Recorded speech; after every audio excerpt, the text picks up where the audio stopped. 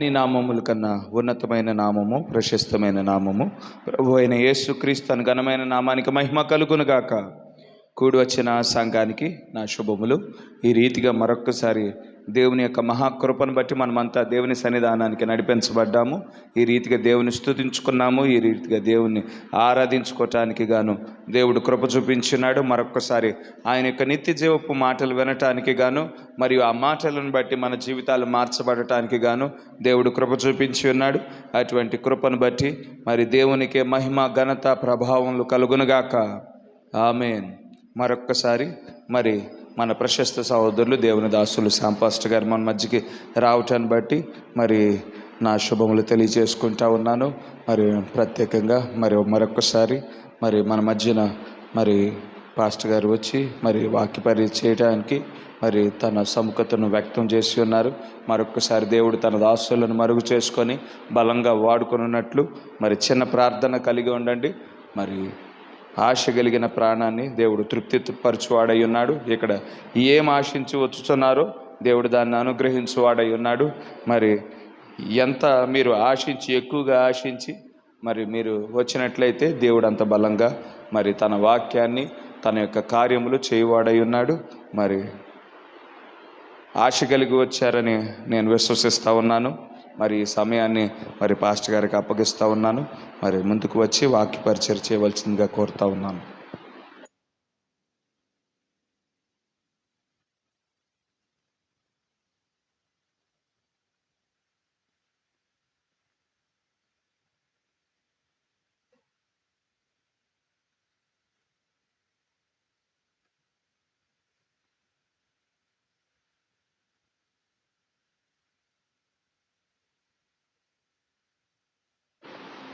హల్లెలూయా. ప్రభు అయిన యేసుక్రీస్తు ఘనమైన నామమునకు ఘనత, మహిమ, ప్రభావం కలుగును గాక. నాకు ఈ సమయం ఇచ్చిన దైవ సేవకులకి నా యొక్క ధన్యవాదాలు తెలియజేస్తున్నాను.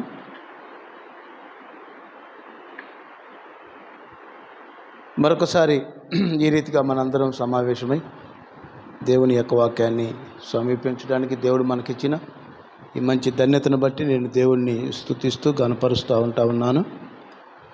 మరి మనందరం అలాగే నిలబడి ఉండగానే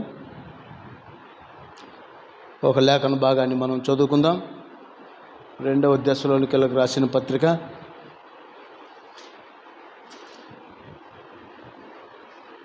2వ అధ్యాయము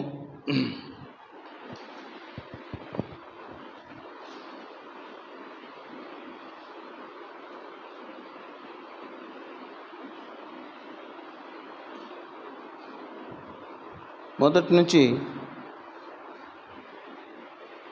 7 వచనాలు మనం చదువుకుందాం.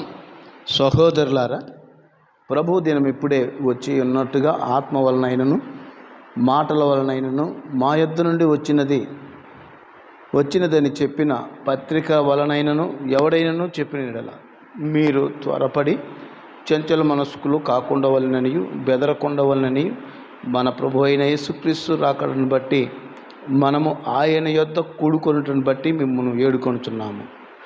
మొదట భ్రష్టత్వం సంభవించి నాశన పాత్రుడగు పాప పురుషుడు బయలుపడితేనే కానీ ఆ దినం రాదు. ఏది దేవుడు అనబడునో, ఏది పూజించబడునో దానంతటికి ఎదిరించుచు దానంతటికి పైగా వాడు తానే హెచ్చించుకొనుచు తాను దేవుడినని తను కనబరుచుకొనుచు దేవుని ఆలయంలో కూర్చుంటును గనక ఏ విధముగానైనను ఎవడును మిమ్మల్ని మోసపరచనీకుడి. నేను ఇంకా మీ యొద్ద ఉన్నప్పుడు ఈ సంగతులను మీతో చెప్పినది మీకు జ్ఞాపకం లేదా? కాగా వాడు తన సొంత కాలమందు బయలుపడవలనని వానిని అడ్డగించున్నది ఏదో అది మీరెరుగుదురు. ధర్మ విరోధి సంబంధమైన మర్మం ఇప్పటికే క్రియ చేయుచున్నది. కానీ ఇదివరకు అడ్డగించుచున్నవాడు మీ మధ్య నుండి తీసివేయబడి వరకు అడ్డగించును. దేవుడి మాటలను దీవించునుగా. చిన్న ప్రార్థన చేసుకుందాం. పరిశుద్ధుడైన మా తండ్రి, జీవాధిపతి, నీ పాదములకు స్తుతులు, స్తోత్రములు, వందనాలు చెల్లించుకొనుచున్నాం. చదువుకున్న చిన్న లేఖన భాగాన్ని బట్టి నీకు కృతజ్ఞతలు, వందనాలు చెల్లించుకొనుచున్నాం తండ్రి. మరి ఇక్కడ సమావేశమై ప్రభువా నీ సన్నిధిలో కూడుకొని ఇలాగ నిన్ను ఆరాధించుటకు నాయన నువ్వు ఇచ్చినటువంటి మంచి తరుణాన్ని బట్టి నీకే కృతజ్ఞతాస్తుతి స్తోత్రములు వందనాలు చెల్లించుకొనుచున్నాము. మరి ఈ రాత్రికాల సమయంలో ఇలాగ పాటలు పాడి నీ స్తుతించి ఘనపరచి మహింపరచి నీ కృపకును ప్రభువా పాత్రలుగా మమ్మల్ని చేసినందుకు వందనాలు. మరి ఈ సమయంలో ప్రభువా మేము చదువుకున్న వాక్యాన్ని మా వినికిలో దీవించండి. కొద్దిసేపు మీరు మాతో మాట్లాడి మమ్మల్ని బలపరచమని మేమంతా నీ హస్తాలకే సమర్పణ చేసుకుంటూ నీ కృపకు పాత్రలుగా మమ్మల్ని చేయమని మరి ఈ సమయాన్ని సమస్తాన్ని మీ హస్తాలకే సమర్పణ చేసుకుంటూ ప్రభు అయిన యేసుక్రీస్తుని నామములో ప్రార్థిస్తున్నాము. ఆమేన్. దయచేసి కూర్చోవచ్చు.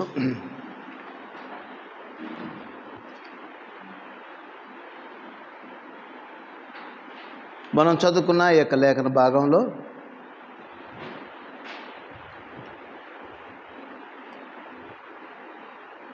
మరి మనం జీవిస్తున్నటువంటి ఈ కాలంలో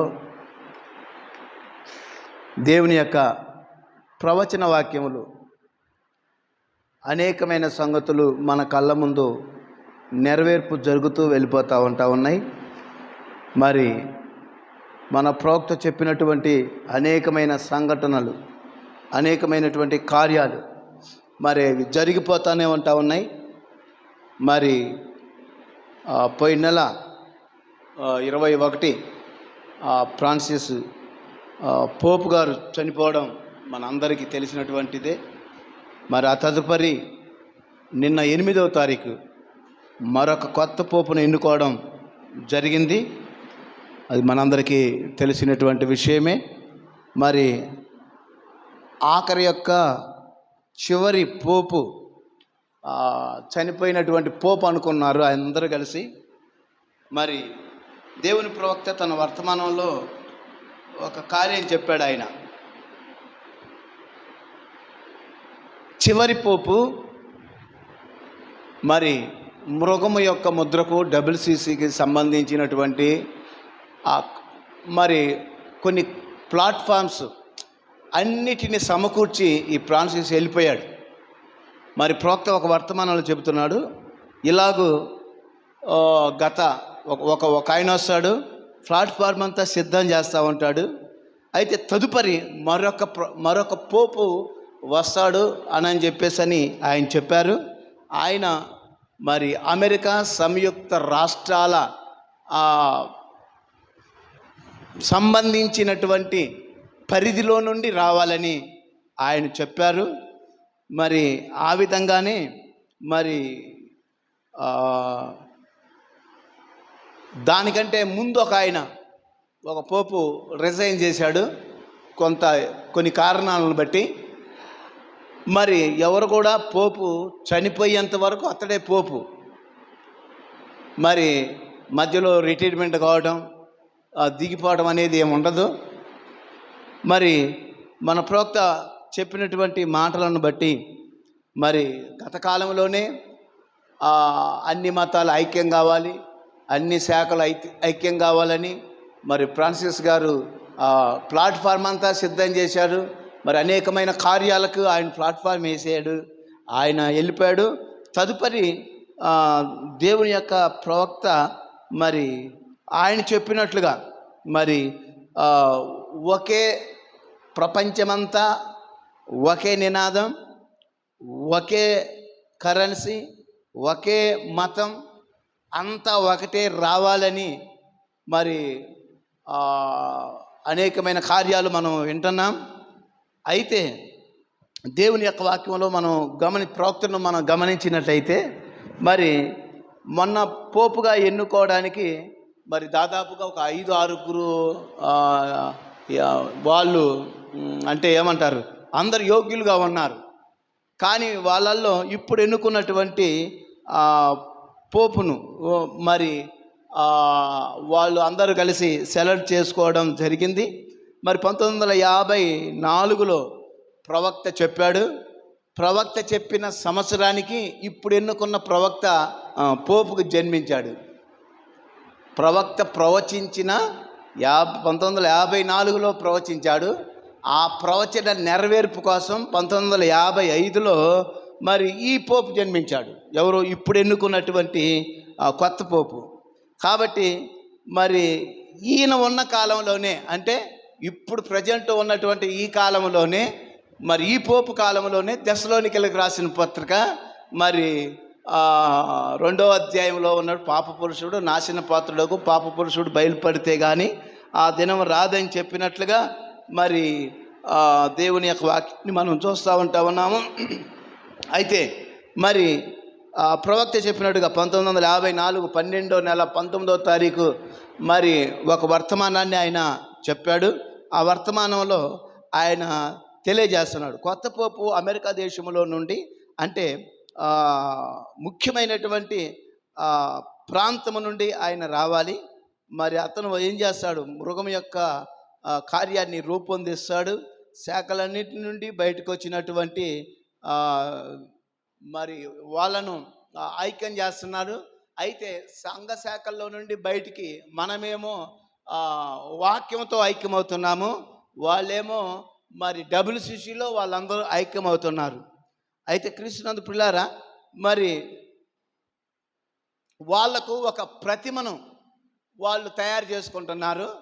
మనమేమో మేఘం కింద ఐక్యమవుతున్నాము, వాళ్ళేమో పోపు కింద ఐక్యమవుతున్నారు. చూడండి, ప్రొటెస్టెంట్లు మరి రోమన్ క్యాథలిక్కులు కలవరాళ్ళు. ఎందుకంటే రోమన్ క్యాథలిక్కుల్లో నుంచే లూథర్ మరి ఎదురించి ప్రొటెస్టెంట్గా మారారు.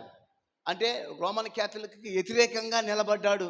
వారి 96 తప్పులను వాళ్ళ గోడగొట్టి మీదంతా తప్పు అని చెప్పేసి లూథర్ బయటికి రావడం ప్రారంభించారు. అంటే ఇప్పుడు రోమన్ క్యాథలిక్ ఒకటైతే మరి ప్రొటెస్టెంట్లు మరొకరు అయి ఉన్నారు. అంటే రోమా దానికి వ్యతిరేకంగా ఈ ప్రొటెస్టెంట్లు అంటేనే వ్యతిరేకులు అని అర్థం. కాబట్టి ఇప్పుడు రోమన్ క్యాథలిక్లు ప్రొటెస్టెంట్లు కలవరు. కానీ ఇప్పుడు మాత్రం రోమన్ క్యాథలిక్లు ప్రొటెస్టెంట్లు కలవాల్సి వచ్చింది. మరి వాళ్ళు కలిసిపోతుంటున్నారు. మరి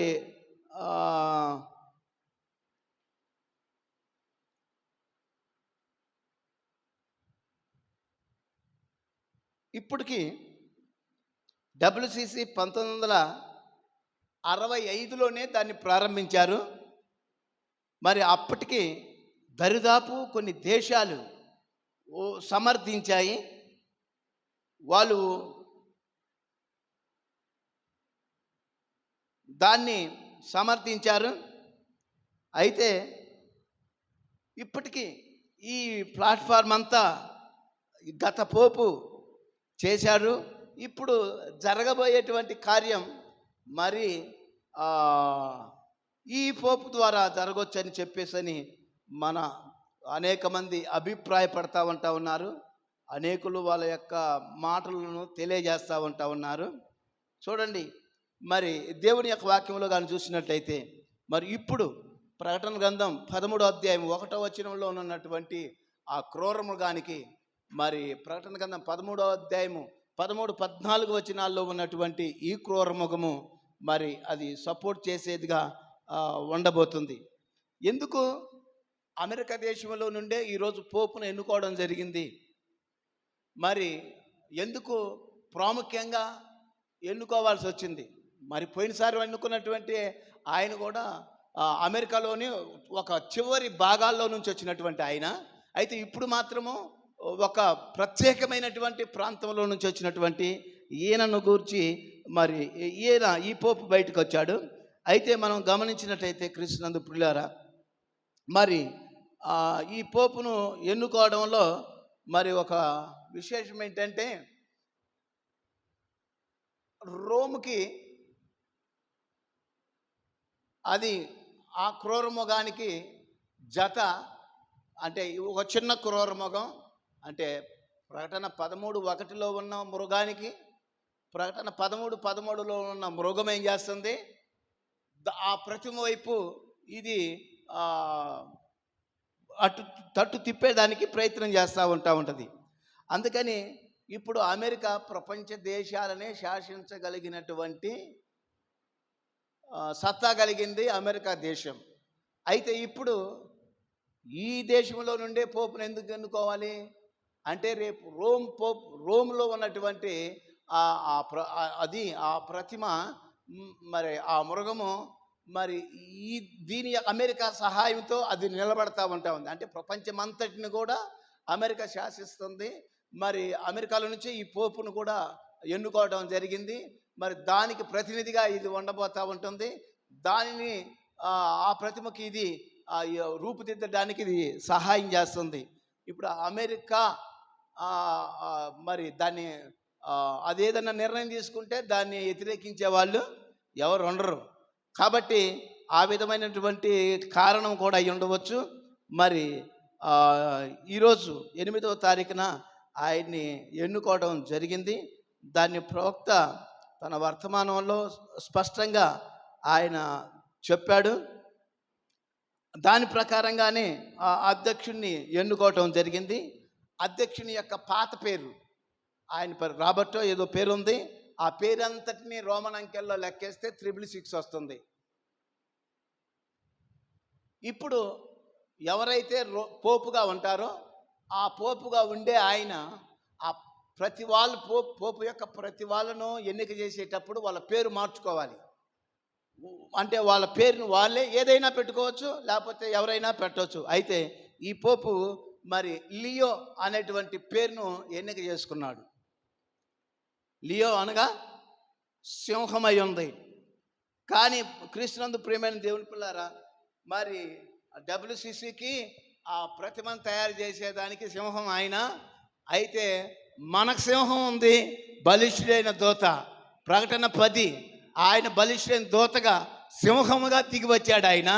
ఇప్పుడు మనం ఈ సింహము ఈ తలరాయికి మనము ఐక్యమవుతున్నాము. వాళ్ళేమో WCCకి ఐక్యమవుతున్నారు. మనమేమో క్రీస్తు వధువుగా మనం ఐక్యమవుతున్నాము. వాళ్ళేమో WCCకి ఐక్యమైపోతూ ఉన్నారు. మరి దేవుని కృపను బట్టి మనల్ని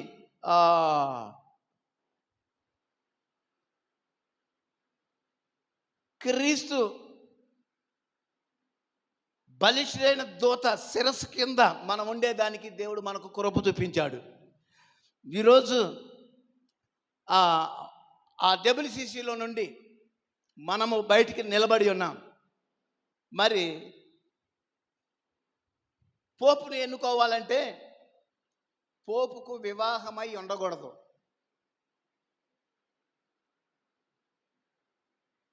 అయితే పెళ్లి కాని వారినే వాళ్ళు ఎంపిక చేసుకుంటూ ఉంటారు.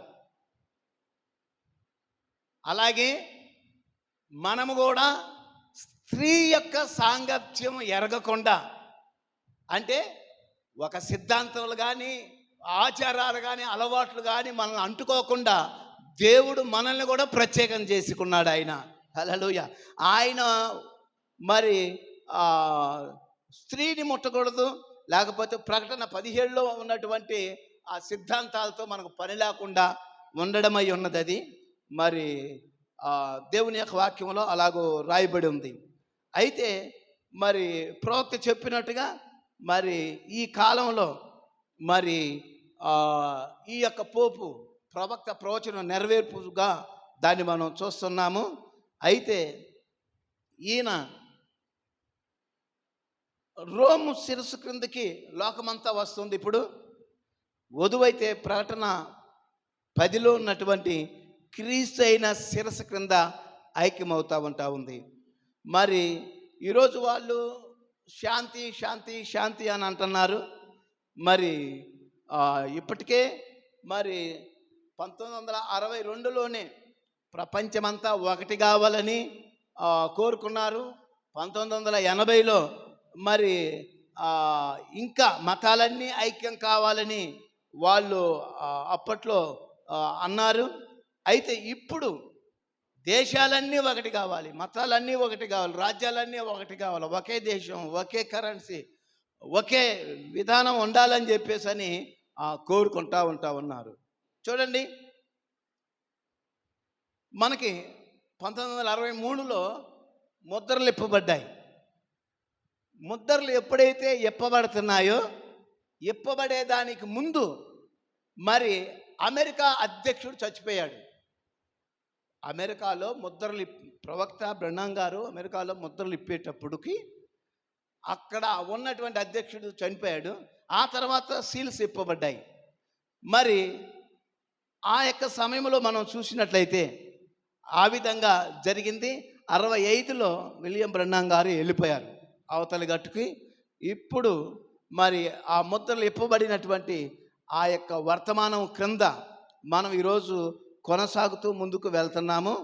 కాబట్టి ఇప్పుడు మరి కొత్త పోపు వాళ్ళు ఎన్నుకోవడం ద్వారా ఆ పాత పేరును లెక్కిస్తే 666 వస్తుంది.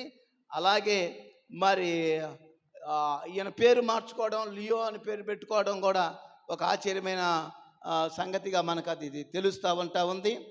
మరి ఈ విధంగా లియో అని దాన్ని కూడా రోమన్ అంకెల్లో కానీ లెక్కేసినట్టయితే 6 వస్తుంది. 6 అంటే మానవ సంఖ్య కింద అది వస్తూ ఉంది. మరి ఈ యొక్క నెంబర్స్ కానీ అయినా కానీ చూస్తున్నప్పుడు నిజంగా మరి వాక్యానికి ఎంత దగ్గరగా ఉంటున్నాయో మనం చూస్తూ ఉన్నాము. మరి దేవుని ప్రవక్త మరి ఒక చక్కని మాటను చెప్తున్నాడు ఆయన. మరి దానియేలు ఆయన ప్రార్థన చేస్తున్నాడు.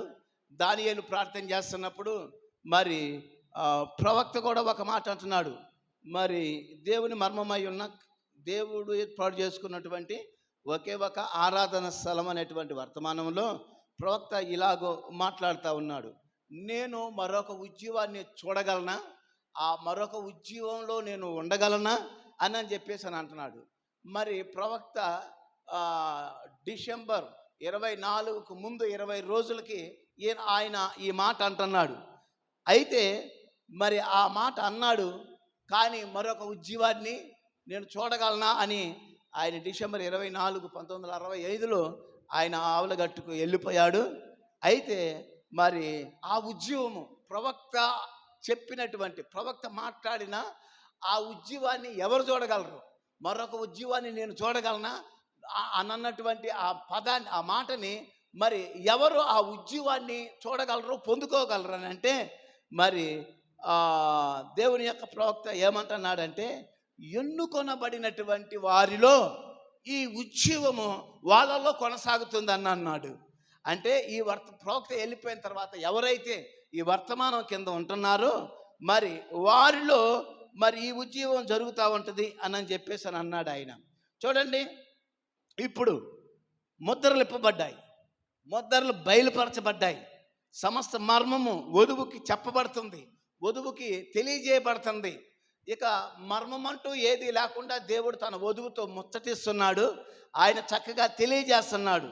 ఇప్పుడు మర్మం ఎప్పుడైతే ఇప్పబడిందో ఇక మనం చాకులు చెప్పేటువంటి అవకాశం లేనే లేదు. ఇక వర్తమానం ఏం చెప్తుందో ఆ వర్తమానం ప్రకారంగా ఉండాల్సిందే. దేవునికి స్తోత్రం. చూడండి, ఈరోజు వర్తమానం ఏదైతే చెబుతుందో, ప్రవక్త ఏదైతే చెబుతున్నాడో మనము కూడా దానినే చెప్పవలసింది, దానినే పలకవలసి ఉంది. మరి ఎందుకంటే దేవుడు ఒక ప్రవక్తను ఎన్నుకున్నాడు. మరి ఎప్పుడు కూడా దేవుని యొక్క వాక్యం అనేది ఎవరి దగ్గరికి రాదు, దేవుడు ఏర్పాటు చేసుకున్న ప్రవక్త దగ్గరికే దేవుని యొక్క వాక్యం వస్తుంది. మరి నేరుగా దేవుడు నీకు ఎప్పుడు నీ వద్దకే వచ్చి చెప్పడది, ప్రవక్త ద్వారా మాత్రమే మరి తన వాక్యాన్ని, తన మాటలను తెలియజేస్తూ ఉంటాడు. అలాగే ఈరోజు మరి కొంతమంది అని అంటారు, మరి బైబిల్ని మనం అర్థం చేసుకోగలము, బైబిల్లో ఉన్నదే మనం చూడాలి, మనం చదవాలి, మనం చెప్పాలి అని చాలామంది అని అంటున్నారు. అయితే దేవుని వాక్యం ఏమని చెప్తుందంటే, మరి దేవుడు ఎప్పుడు కూడా తన నిర్ణయాన్ని మార్చుకోడు. దేవుడు ఎన్నడైనా తన మనసును మార్చుకునేనా అనేటువంటి వర్తమానాన్ని మనం చదువుతూ ఉన్నాము. దేవుడు ఎప్పుడు కూడా తాను ఒక నిర్ణయాన్ని తీసుకున్నాడంటే ఆ నిర్ణయాన్ని ఎప్పుడూ మార్చడు. భూమి ఆకాశములు గతించును కానీ దేవుని మాట మాత్రం మారడు, మార్చడు. దేవుని యొక్క తన అభిప్రాయాలు ఎప్పుడూ మార్చబడడు. అందుకని ఆమోసు 3:7లో దేవుడు తన దాసులకు ప్రవక్తలకు తెలియకుండా ఆయన ఏది చేయడు. దేవుడు ఎప్పుడైనా ఆయన ఏదైనా చేయాలంటే ప్రవక్త ద్వారానే ఆయన తెలియజేస్తూ ఉంటాడు, ప్రవక్త ద్వారానే ఆయన మాట్లాడుతూ ఉంటాడు. అందుకని ఈరోజు ఈ వర్తమానము, ఈ టేప్స్ మనకు ఎంతో ముఖ్యమైనవి, మరి ఎంతో అవసరమైనవి. అంటే ఇప్పుడు మనం బైబిల్ని అర్థం చేసుకోవాలంటే, బైబిల్ని ప్రవచనాలని, బైబిల్ని మనం కరెక్ట్గా అర్థం చేసుకోవాలంటే ఒక ప్రవక్త ఉండి తీరాల్సిందే. అందుకనే దేవుడు మనకు 7వ దూతనిచ్చాడు, ఆమోసు 3:7 ప్రకారం, ప్రకటన 10:7 ప్రకారంగా. మరి ఈ వర్తమానం ద్వారా మాత్రమే బైబిల్ అంతటిని అర్థం చేసుకోగలము. ఈ వర్తమానం లేకుండా బైబిల్ని అర్థం చేసుకోవడం చాలా సులువు కాదు, చాలా కష్టము. దేవునికి స్తోత్రం కలుగును గాక. హల్లెలూయా. ఆయన ఒక మాట అన్నాడు 20 రోజులకు ముందు చనిపోయేదానికి, నేను మరొక ఉద్యోగాన్ని చూడగలనా అన్నాడు. 24/12/65 మరి ఆయన మరణించాడు. మళ్ళీ ఇంకొక వర్తమానంలో ఆయన అంటున్నాడు, నేను ఈ స్వారీ చేస్తున్నాను, ఈ స్వారీ నేను చేస్తున్నప్పుడు మరలా ఈ దారి గుండా నేను ప్రయాణం చేయగలనా అని చెప్పేసి అని అంటున్నాడు. కానీ మరి దేవుడు మరి ప్రవక్త చేసే మొదటి స్వారీ ఆయన చేశాడు. ఇప్పుడు ఆయన మిగిల్చిపోయినటువంటి రెండవ స్వారీని మనం చేయవలసి ఉన్నది. దేవునికి స్తోత్రం కలుగును గాక. హల్లెలూయా. మరి దేవుడు తనకు ఒక ఎన్నిక ఉంది. ఆ ఎన్నిక ప్రకారంగానే దేవుడు ఏదైనా చేస్తూ ఉంటాడు. చూడండి, ఒక పురుషుని యొక్క మరి ఆ యొక్క స్త్రీ భార్యాభర్తల యొక్క కలయికలో మరి దరిదాపుగా 3 లక్షల కణాలు విడుదలవుతూ ఉంటాయి. మరి ఒక 10 ముందే వెళ్ళిపోతాయి, మరొక 10 మధ్యలోనే వెళ్ళిపోతాయి. మరి మరొక 10 లక్షల్లో ఒకటి మాత్రమే మరి అది వేగముగా ప్రయాణం చేస్తూ ఆ గుడ్డులో అండంలో ప్రవేశిస్తూ ఉంటుంది. ఆ తర్వాత అది మూసివేయబడతా ఉంటుంది. అయితే క్రీస్తునందు ప్రియమైన దేవుని పిల్లారా, మరి ఆ యొక్క ఎన్నిక చేయబడినటువంటి ఆ కణము యొక్క సామర్థ్యం కాదు, కానీ దేవుడు దాన్ని ఆ విధంగా నియమించాడు గనక దేవునికి స్తోత్రం. ఈరోజు మనము ఆ 10 లక్షల్లో ఒకరిగా మనం ఏదో చేయలేము, కానీ బలిష్ఠుడైన దూత శక్తి కింద మనము దేవుడు నిర్ణయించాడు. దేవునికి స్తోత్రం కలుగును గాక. హల్లెలూయా. కాబట్టి క్రీస్తునందు ప్రియమైనటువంటి దేవుని పిల్లారా, మరి దేవుని ప్రవక్త మరి ఆయన మనం అనుకున్నాము మొన్న మరి బైడెన్ అధ్యక్షుడిగా ఉన్నప్పుడు ఒక స్త్రీ మరి ఎన్నుకోవటం జరిగింది. మరి ప్రవక్త చెప్పింది జరుగుతుందని, లాస్ ఏంజెల్స్ గురించి మరి మొదలగు కార్యాల గురించి మరి అనేకమైన ప్రవచనాల గురించి నెరవేర్పు జరుగుతూ ఉన్నాయి. ప్రవక్త చెప్పింది. అలాగే 1954లో ఆయన ప్రవచించిన ఆ ప్రవచనము మరి అమెరికా సంయుక్త రాష్ట్రాల్లో నుండి ఒక అధ్యక్షుడు పోపు వస్తాడని చెప్పేసి అన్నాడు. మన 2025 మరి 71 సంవత్సరాల తర్వాత ప్రవచనం మాత్రం నెరవేర్పు జరగకుండా ఆగలేదండి. దేవునికి స్తోత్రం కలుగును గాక. కాబట్టి ప్రవచనము మరి అది దేవుని ప్రవచనం, అది మానవుడు పలికింది కాదు, కానీ అది దేవుని యొక్క ప్రవచనమై ఉన్నది. మరి దేవుని ప్రవచనం ఎప్పుడు కూడా అది నిరర్థకము కాదు.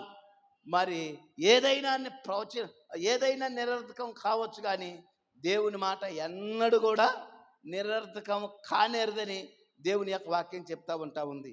కాబట్టి క్రీస్తునందు ప్రియమైన దేవుని పిల్లారా, మరి అమెరికా మరి లో నుండి ఈ పోపు మరి రోములో ఎన్నుకోవడం అనేది అది ప్రవచనానుసారమైందని దేవుని యొక్క ప్రవక్త చెప్తా ఉన్నాడు. అయితే క్రీస్తునందు ప్రియులారా, దేవుని యొక్క వాక్యాన్ని కానీ మనం గమనించినట్లయితే మరి ఒక అధ్యక్షుడు ఏప్రిల్ 21న ఆయన చనిపోయాడు. తర్వాత ఫిబ్రవరి 28లో మరి ఒక అధ్యక్షుడు వచ్చినప్పుడు, అలాగే దేవుని కార్యం కూడా ప్రకటన 10వ అధ్యాయము ఫిబ్రవరి 28న మరి ఆ దేవుని యొక్క ప్రకటన 10 నెరవేర్పు జరగడం మనం చూస్తూ ఉన్నాం. కాబట్టి దేవుని యొక్క వాక్యంలో ఈ చివరి కాలంలో మరి ఈ నాశన పుత్రుడకు పాప పురుషుడు మరి బయలుపడుతున్నటువంటి కాలం యొక్క మరి పరిస్థితికి మనము వచ్చాము.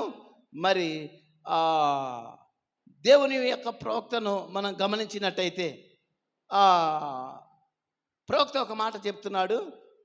లవోదిక సంఘకాలం అనే వర్తమానంలో మరి ఒక రోమన్ క్యాథోలిక్ సంఘము నుండి ఒక రోమ్ క్యాథలిక్ అధ్యక్షుడిని ఎన్నుకోవడం జరుగుతుందని చెప్పేసి అని ఆయన చెప్తా ఉన్నాడు.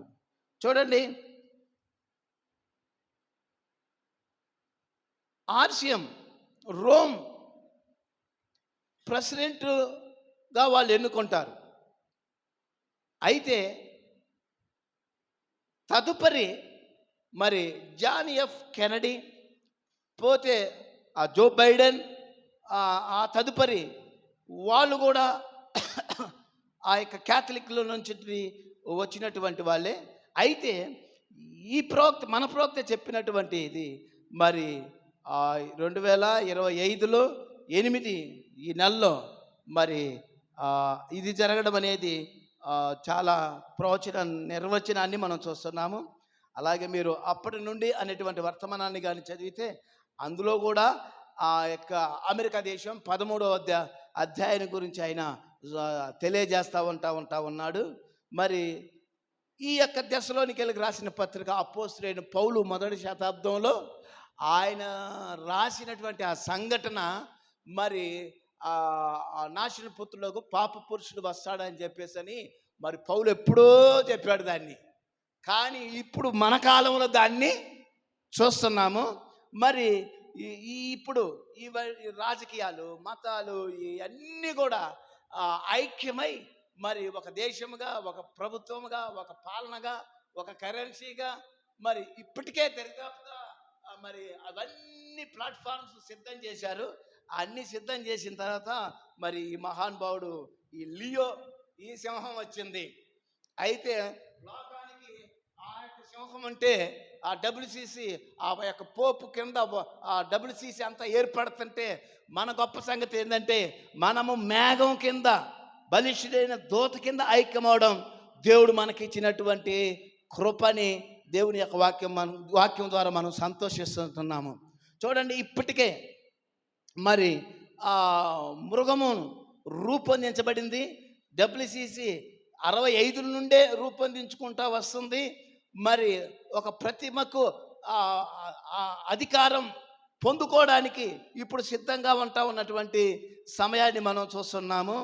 మరి దేవుని యొక్క వాక్యంలో మనం చూసినట్లయితే మరి ఈ రాబర్ట్ ఫ్రాన్సిస్ మరి ఇప్పుడున్నటువంటి ఆయన మరి ఆ చికాగో నుండో ఎక్కడి నుంచో ఎన్నిక చేసుకున్నారని చెప్పేసి అని అంటున్నారు. మరి మన ప్రవక్త చెప్పాడు, చికాగో నుండి ఒక యవనస్తుడు వస్తున్నాడు, ఒక అమ్మాయిని ప్రేమించాడు, ప్రేమించిన అమ్మాయిని తీసుకొని పోవటానికి వస్తున్నాడు అని చెప్పన్నాడు. దేవునికి స్తోత్రం కలుగును గాక. హల్లెలూయా. ఈరోజు మరి ఆ చికాగో ఒక యవనస్తుడు మరి ఒక పేద బాలికనైనటువంటి ఆమెను చెప్పాడు, నేను వస్తా, ఒక సంవత్సరానికి నేను వచ్చి నిన్ను తీసుకొని వెళ్తానని చెప్పేసినప్పుడు మరి ఆ యొక్క చికాగో బాలుడు వచ్చేసరికి ఈ యొక్క పేద బాలిక తన్ను తాను సిద్ధం చేసుకుంది. దేవునికి స్తోత్రం కలుగును గాక. మరి ఈ చికాగో బాలుడు వచ్చాడు, ఈ పోపు మరి ఆ లోకంలోనికి ఈయన వస్తే మన చికాగో బాలుడు అయినటువంటి మన ప్రభు అయిన యేసు మరి ఏ అర్హత లేని మనలను, మరి ఏ మంచి లేని మనలను, ఏ గొప్పతనాలు ఆడంబరాలు లేని మనకి దేవుడు తన భార్యగా, తన పెళ్లి కుమార్తెగా చేసుకొని ఆయన తన రథం మీద, తన వాహనం మీద ఆ చిన్న బాలికను తీసుకోవడానికి వచ్చినప్పుడు మరి ఆమె వచ్చే రోజును గమనించింది. ఆ గుర్రాల శబ్దాన్ని, టకటకా శబ్దాన్ని వింటున్నప్పుడు ఆమె ప్లాట్ఫారం దగ్గరికి వచ్చింది. ఆమె నా గుర్ర బండి మీదకి లాక్కొని ఆయన వెళ్ళిపోయినట్టుగా మరి మన ప్రవక్త తన్ని ఎగ్జాంపుల్గా చెప్తా ఉన్నాడు. మరి మనకి ఇప్పుడు ఆ కార్యం సమీపముగా ఉందని, మరి మనకి పూర్తి నెరవేర్పు, మనము ఆ ర్యాప్చర్కి, ఆ ఎత్తబొట్టుకు, ఆ పెళ్లి కుమార్తె ఉండబోవడానికి మనకు కూడా చాలా దగ్గరగా ఉందని చెప్తున్నాం. మరి సంఘకాలాల్లో ఇదిగో నేను వస్తున్నాను అని చెప్పేసి అన్నప్పుడు అయితే అది రాను ఇప్పుడు ఆ కాలం సమీపించింది. దేవునికి స్తోత్రం కలుగును గాక. హల్లెలూయా. కాబట్టి క్రీస్తునందు ప్రియమైనటువంటి దేవుని పిల్లారా, దేవుని యొక్క వాక్యాన్ని మనం గమనిస్తే నిజంగా మరి ఈ క్రీస్తు విరోధి, మరి అబద్ధ ఆత్మగా, అబద్ధ బోధకుడిగా, మరి ఆఖరికి క్రీస్తు విరోధిగా, అబద్ధ బోధకుడిగా, అబద్ధ ప్రవక్తగా, ఇప్పుడు ఆ అబద్ధ ప్రవక్త అనేది ఒక మానవ రూపములో మరి కిరీటం పెట్టబోతున్నటువంటి కాలంలో మనం ఉంటున్నాము. అయితే వాడు 3 రూపాయలు బయటికి వచ్చేస్తున్నటువంటి సమయం ఇది. ఇప్పుడు ప్రపంచంలోనే అత్యంత సూపర్ మ్యాన్ ఎవరో కాదు, పోపే. హల్లెలూయా. చూడండి, మరి ఈ విధంగా మనం చూస్తున్నప్పుడు మరి ఆ మానవుడైనటువంటి ఆయనకి ప్రపంచం అంతా అతను కావాలని కోరుకుంటుంది. మరి ఆ మానవుడికి కూడా కిరీటం పెట్టబోతున్నటువంటి కాలాన్ని మనం చూస్తుంటున్నాము. అయితే మరి శాఖల్లో దేవుడు మనల్ని ఉంచలేదు, ఆ WCCలో మనల్ని ఉంచలేదు. దేవుడు మనల్ని పరిశుద్ధాత్మ క్రింద మనల్ని ఉంచాడు ఆయన. దేవునికి స్తోత్రం. మరి ఇవన్నీ జరుగుతున్నప్పుడు ఇవన్నీ ఆ యొక్క క్రీస్తు విరోధి, ఆ యొక్క నాశన పాత్రుడు పాప పురుషుడు బయలుపడుతున్నప్పుడు, మరి అతని యొక్క కార్యాలన్నీ జరుగుతూ ఉన్నప్పుడు, మరి నిశ్చయముగా అతడు ఏ స్టేజికి రావాలో ఆ స్టేజికి వస్తున్నప్పుడు వధువు కూడా తన్ను తాను సిద్ధం చేసుకొని అవన్నీ జరగడానికి ముందే ఆమె వెళ్ళిపోవడానికి ప్రయాణం అవుతుంది. దేవునికి స్తోత్రం కలుగును గాక. హల్లెలూయా. ఆ వధువు పరిశుద్ధాత్మ అడ్డగించువాడు ఈ భూమి మీద ఉన్నంతసేపు వాడి ఆటలన్నీ అట్టాగా కట్టి పెట్టబడి ఉంటాయి. మరి ఆ యొక్క కార్యాలు జరిగేదానికి ముందే మరి వధువు సిద్ధపడి ఆవలి గట్టుకెళ్తుందని దేవుని యొక్క వాక్యం చెప్తా ఉంటుంది. మరి ప్రవక్త ఒక వర్తమానంలో ఏమంటున్నాడంటే, మరి ఈ లోకం కాదు నాకు కావాల్సింది, ఈ లోకంలో ఉన్నటువంటి వస్తువులు కాదు నాకు కావాల్సింది, ఈ లోకంలో ఉన్న పరిజ్ఞానం కాదు నాకు కావాల్సింది, ఈ లోకంలో ఉన్న ఉన్నతమైనటువంటి కార్లు, ఉన్నతమైన బిల్డింగు, ఉన్నతమైన స్థితిగతులు, ఉన్నతమైన భవనాలు, ఉన్నతమైనటువంటి కార్యాలు కాదు నాకు కావాల్సింది. నేను ఆ యొక్క మరి ఆ వాక్యమునకు చేరువయ్యేటప్పుడు మరి ఆ యొక్క పరిశుద్ధాత్మ కార్యాలు అనేటువంటి వర్తమానంలో మరి ప్రవక్త అంటున్నాడు, నాకు ఈ లోకంలో ఏది అవసరం లేదు, నేను ఆకలి దప్పులైనా చిన్న చిన్న బిస్కెట్లు తిని కొద్ది నీళ్లు తాగి నేను ఆ రాకడ కొరకు మరి ఆ యొక్క అవతల గట్టు కొరకు నేను వెళ్ళటానికి ప్రయత్నం చేస్తాను అంటున్నాడు ఆయన. దేవునికి స్తోత్రం కలుగును గాక. అంటే ఈ దినాల్లో మనం ఏదేదో సంపాదించుకోవాలి, ఏదేదో ఖర్చుకోవాలి, ఏదేదో వాటిపై దృష్టి కాదు ఇప్పుడు ఉంచాల్సింది. మన దృష్టి అంతా కూడా పైనున్న వాటి వైపే చూడాల్సిన సమయం ఇది. మరి మొన్నటిదాకా ఎంతో కాలం ఉంది అనుకోవచ్చు. ప్రకటన 10:6 ప్రకారము ఇక సమయము లేదు. అంటే అంటే వధువుకి సమయం లేదు, ఇక వధువుగా నిర్ణయించిన వారికి సమయం లేదు. మరి ఆ సమయము గడిచిపోతూ ఉంది. కాబట్టి ఈరోజు మన ఆశ, మన ద్వేష, మన శ్వాస, మన యొక్క సమస్తమంతా కూడా వాక్యం వైపే, క్రీస్తు వైపే ఉండాలని ఆ వర్తమానంలో దేవుని ప్రవక్త మనకు తెలియజేస్తూ ఉన్నాడు. ఎందుకంటే మరి పోయిన వారం మనం చెప్పుకున్నాం,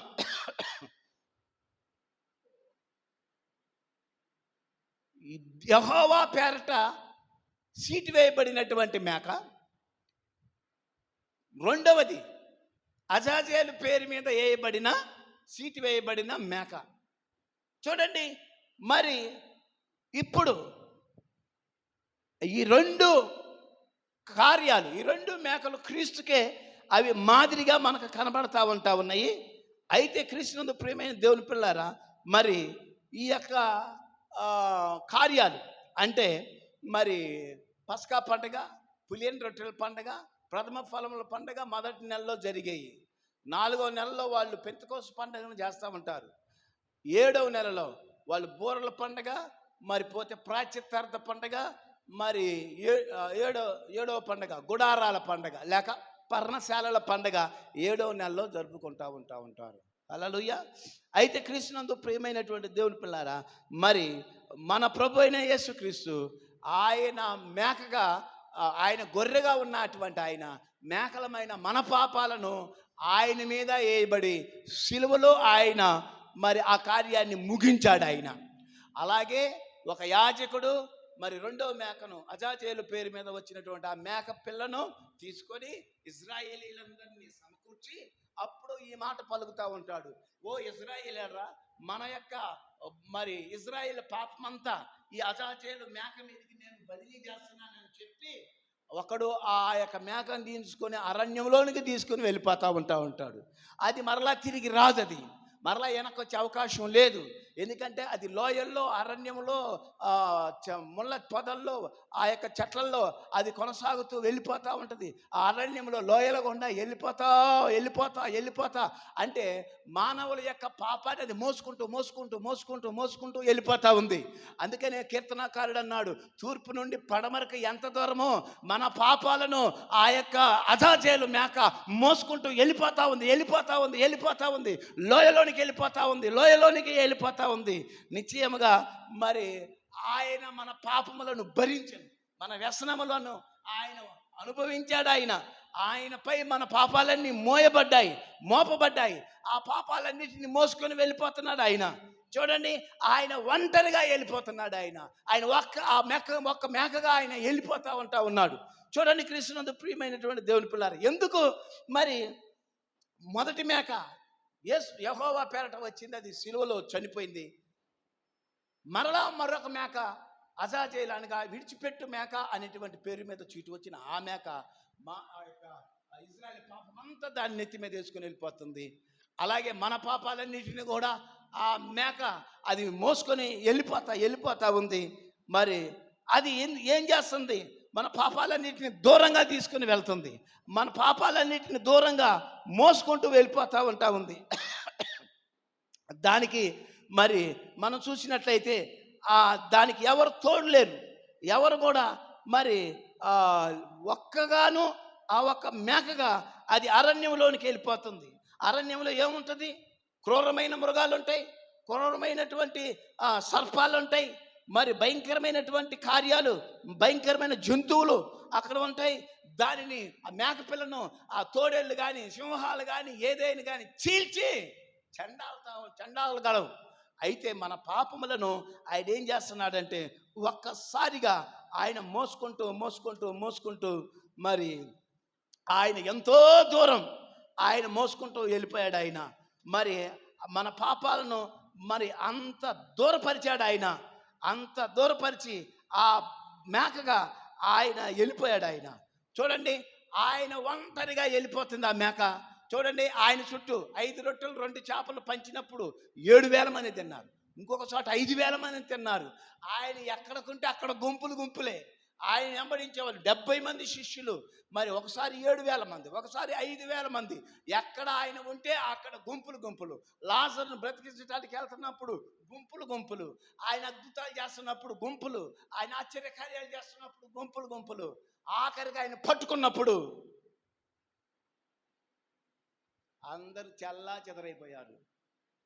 ఆఖరికి సిలువ దగ్గర ఎవరు లేరు. యోహాను అంత దూరంలో ఉన్నారు, మరి అంత దూరంలో ఉన్నారు. మరి అందరూ దూరం అయిపోయారు. ఆఖరికి యేసుక్రీస్తు ప్రభువు సిలువలో ఒక మాట అంటున్నాడు, నా దేవా నన్నెందుకు చెయ్యి విడిచితివని అంటున్నాడు. అంటే ఇప్పుడు దేవుడు ఒంటరిగా దేవుడు కూడా వదిలిపెట్టేశాడు. ఇప్పుడు ఆయన ఒంటరి వాడైపోయాడు. ఇప్పుడు ఈ మేక అరణ్యము గుండా ఆ పాపాలన్నిటినీ మోసుకొని, ఆ పాపాలు ఎక్కడి నుంచి అయితే వచ్చినాయో వారి నెత్తి మీద కొట్టడానికి అంత దూరంగా తీసుకుని పోయాడు ఆయన. దేవునికి స్తోత్రం కలుగును గాక.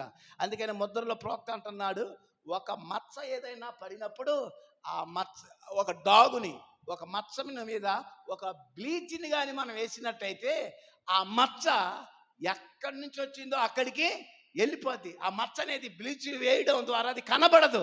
అలాగే మన పాపాలన్నిటినీ కనబడకుండా చేశాడు. అదే మన యొక్క ప్రాయశ్చిత్తం. ఇక మనము పాపమే చెయ్యలేదని, నీలో పాపం లేదని.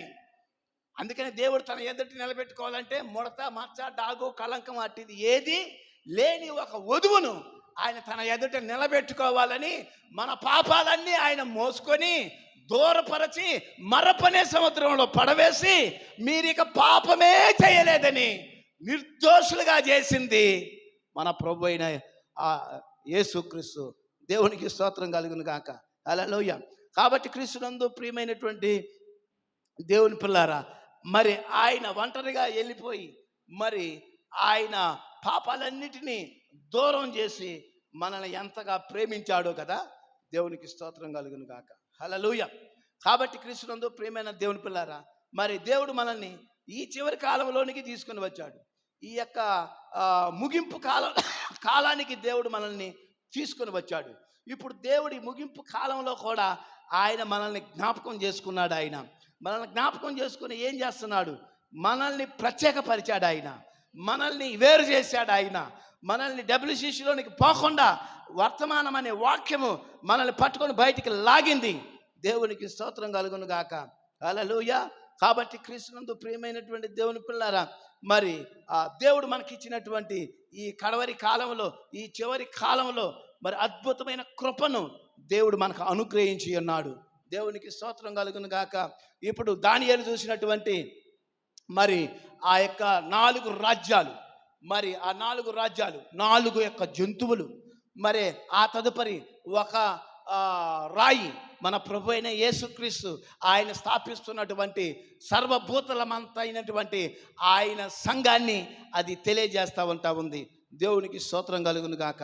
అయితే క్రీస్తునందు ప్రియులారా, మరి ఈ బబులోను, మాదీలు, పార్షికులు, గ్రీకు సామ్రాజ్యం, ఆఖరికి రోమా సామ్రాజ్యం, ఆ తదుపరి ఈ 4 రాజ్యాలను తుత్తనీలుగా చేసేదానికి ఒక చిన్న రాయి వచ్చింది.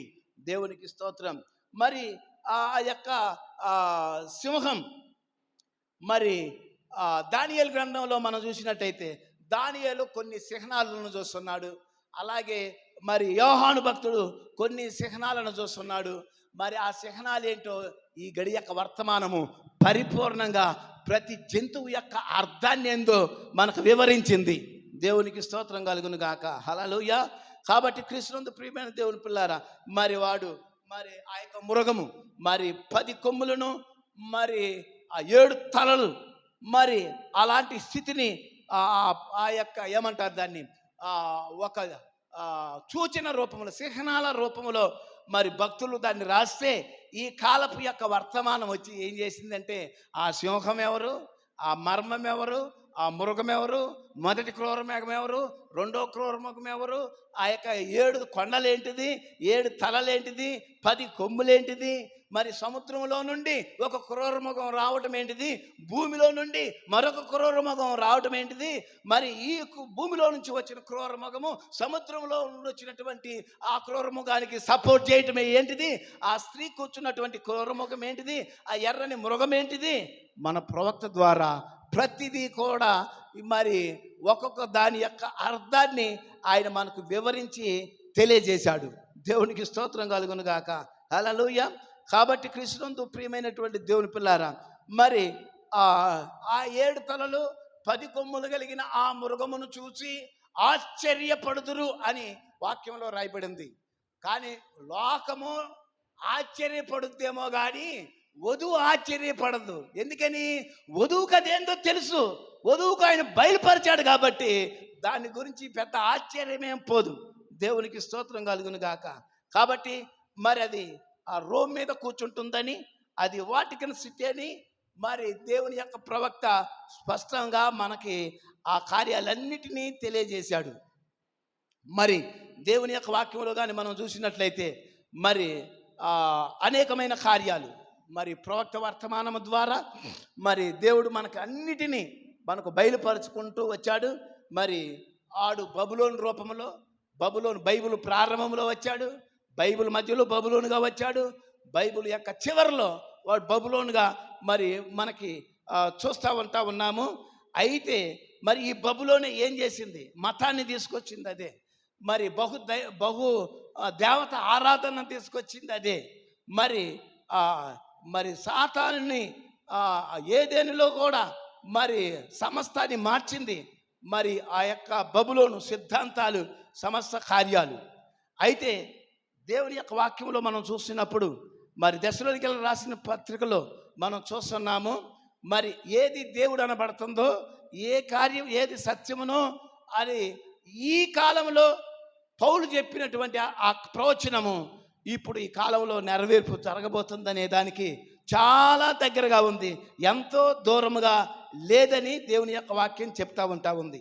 చూడండి, మరి ఆదికాండం 3:15 స్త్రీ సంతానం గుండా వస్తాడని చెప్తే వాడు ఒక నకిలీని తయారు చేశాడు. 3:15 వచనాన్ని మరి అది క్రీస్తు ద్వారా నెరవేర్పు జరిగితే వాడు అపవాది ఏం చేశాడంటే నకిలీ మరి సెమీరామిస్ కూషు మరి తన కుమారుడు మరి వాడి గుండా మరి ఇది స్త్రీ సంతానంగా ఎంచుతున్నట్టుగా వాడు మరి అబద్ధపు స్త్రీ సంతానాన్ని వాడు బయలుపరుచుకుంటా వచ్చాడు. అయితే దేవుని యొక్క పక్షిరాజు కన్నులు మరి దేవుని యొక్క వాక్యం యొక్క ప్రత్యక్షతను పట్టుకొని నిజంగా ఏది సత్యమో ఏది అసత్యమో దేవుడు మనకి బయలుపరుస్తున్నాడు. ఎందుకు బయలుపరుస్తున్నాడంటే అందులో పడకుండా, WCCలో మనం పడకుండా, ఆ మృగము యొక్క ముద్రలో మనం లేకుండా చేయడానికే దేవుడి కార్యాలన్నీ మనకు బయలుపరిచాడు ఆయన. దేవునికి స్తోత్రం కలుగును గాక. హల్లెలూయా. చూడండి, రోమనులకి ప్రొటెస్టెంట్లకి పడదు, కానీ ఇప్పుడు ఏమైపోతున్నారు? రోములు ప్రొటెస్టెంట్లు ఏకమైపోతున్నారు. మరి ఎందుకు కలుస్తున్నారు? వాళ్ళకు వ్యతిరేకంగా ఉన్నవాళ్ళు కదా. మరి ఈ WCCలో వాళ్ళంతా ఏకమైపోతున్నట్టుగా మనం చూస్తున్నాము. ఎలా ఏకమైపోతున్నారు చూడండి. రాజుల గ్రంథంలో మనం చూసినట్లయితే మరి మొదట దావీదు రాజు, దావీదు తర్వాత సొలొమోన్ రాజు తర్వాత మరి తన కుమారుడు రాజుగా అయ్యాడు. మరి అలాగే మరి యోధా రాజులు ఎవరు? రెహబాం. ఇశ్రాయేల్ రాజు యెరోబాం.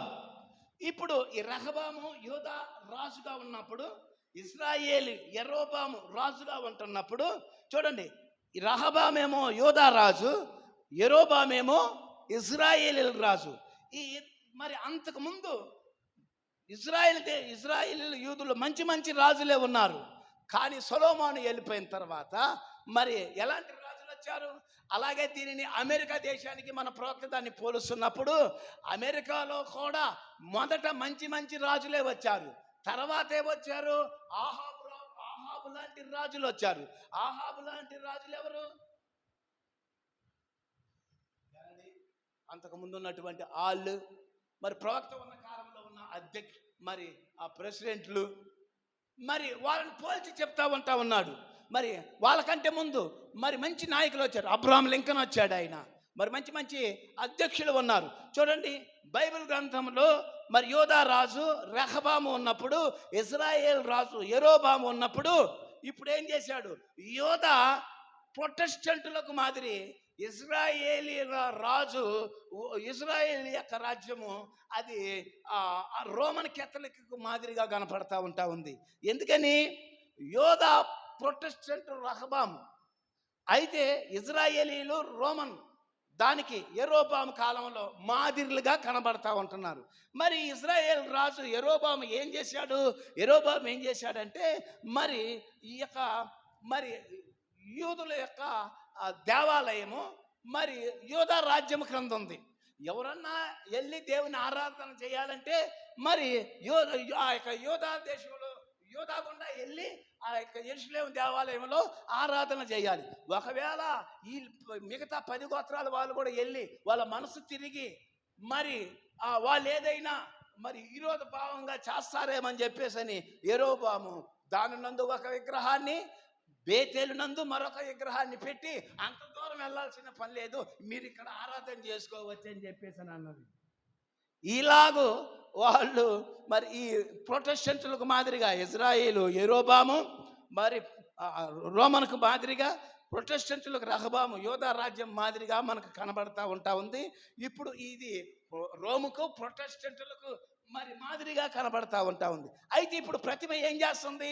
అందరినీ ఐక్యం చేయాలి. దానియేలు గ్రంథంలో 7వ అధ్యాయంలో ఏం చేస్తుంది? ప్రతిమ అందరూ ఈ ప్రతిమకు నమస్కారం చేయడానికి అందరినీ ప్రోత్సహిస్తుంది. ఈ ప్రతిమను దానియేలు ప్రతిమకు నమస్కారం చేయాలని వాళ్ళందరూ కూడా ఎదురు చూస్తున్నారు. అయితే ఒక గుంపు ఉంది, ఒక చిన్న గుంపు ఉంది. ఆ చిన్న గుంపు ఆ ప్రతిమకు మేము నమస్కారం చేయము, మేము చచ్చిపోయినా సరే, ఈ అగ్నిగుండంలో కాలిపోయినా సరే మేము మాత్రం ఆ ప్రతిమకు నమస్కారం చేయము.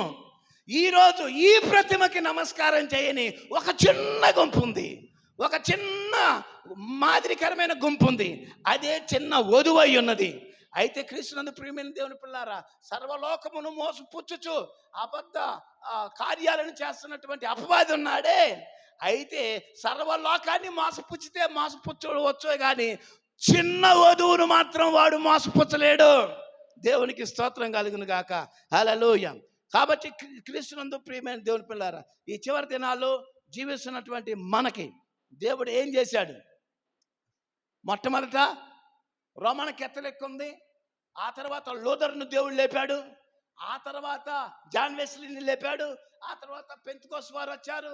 ఇంకా తండోపతండాలుగా మరి ఎంతో సంస్కర్తలు వచ్చి ఉజ్జీవంగా ఉత్సాహంగా ప్రపంచవ్యాప్తంగా క్రైస్తవం అనేది నలుమూలల వ్యాప్తి చెందింది సంస్కర్తల కాలంలో. మరలా ఇప్పుడేమవుతున్నాయి? రోమన్ నుండి లూథర్ నుండి వెస్లీ నుండి అందరూ మరి చీలిపోయి గ్రూపులుగా ఉంటే మరలా ఈ చివరి కాలంలో ఏం చేస్తుంది? ఈ గ్రూపులన్నిటిని మరలా ఐక్యం చేయాలని చూస్తూ ఉంటాం. ఈ శాఖలన్నిటినీ రోములోనికి వెళ్ళాలని మరి ప్రకటన 17, ప్రకటన 13 అది ఎంతో బలవంతం చేస్తూ ఉంటా ఉంది. అయితే క్రీస్తునందు ప్రియమైనటువంటి దేవుని పిల్లారా, ఈరోజు మరి రోమే వాళ్ళకి వ్యతిరేకులందరినీ నాశనం చేసింది, ప్రొటెస్టెంట్లందరినీ పట్టణ పెట్టుకుంది.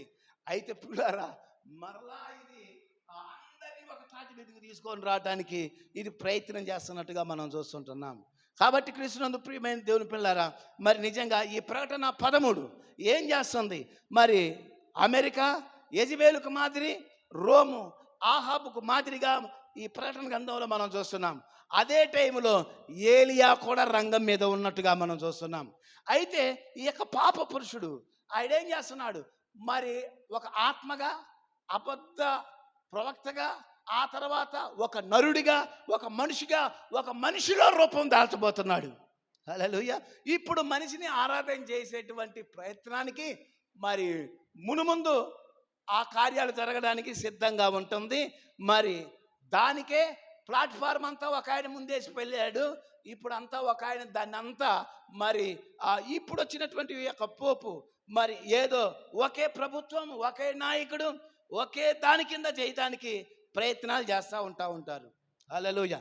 అయితే మనం ప్రవక్త చెప్పాడు, మనం ఎందుకు ఒక సంఘ శాఖ కాదు, మనం ఎందుకు సంఘ శాఖకు వ్యతిరేకంగా ఉన్నాము అని ఆయన ఒక వర్తమానాన్ని ఆయన మనకు అనుగ్రహించాడు. ఆయన మరి అందుకని మన శాఖల్లో కలవకుండా, వాటిల్లో నుండకుండా దేవుడు మనల్ని తన వధువుగా చేసుకొని ఆ డబుల్ శిష్యులు లేకుండా మనల్ని తప్పించాడు ఆయన. దేవునికి స్తోత్రం కలుగును గాక. హల్లెలూయా.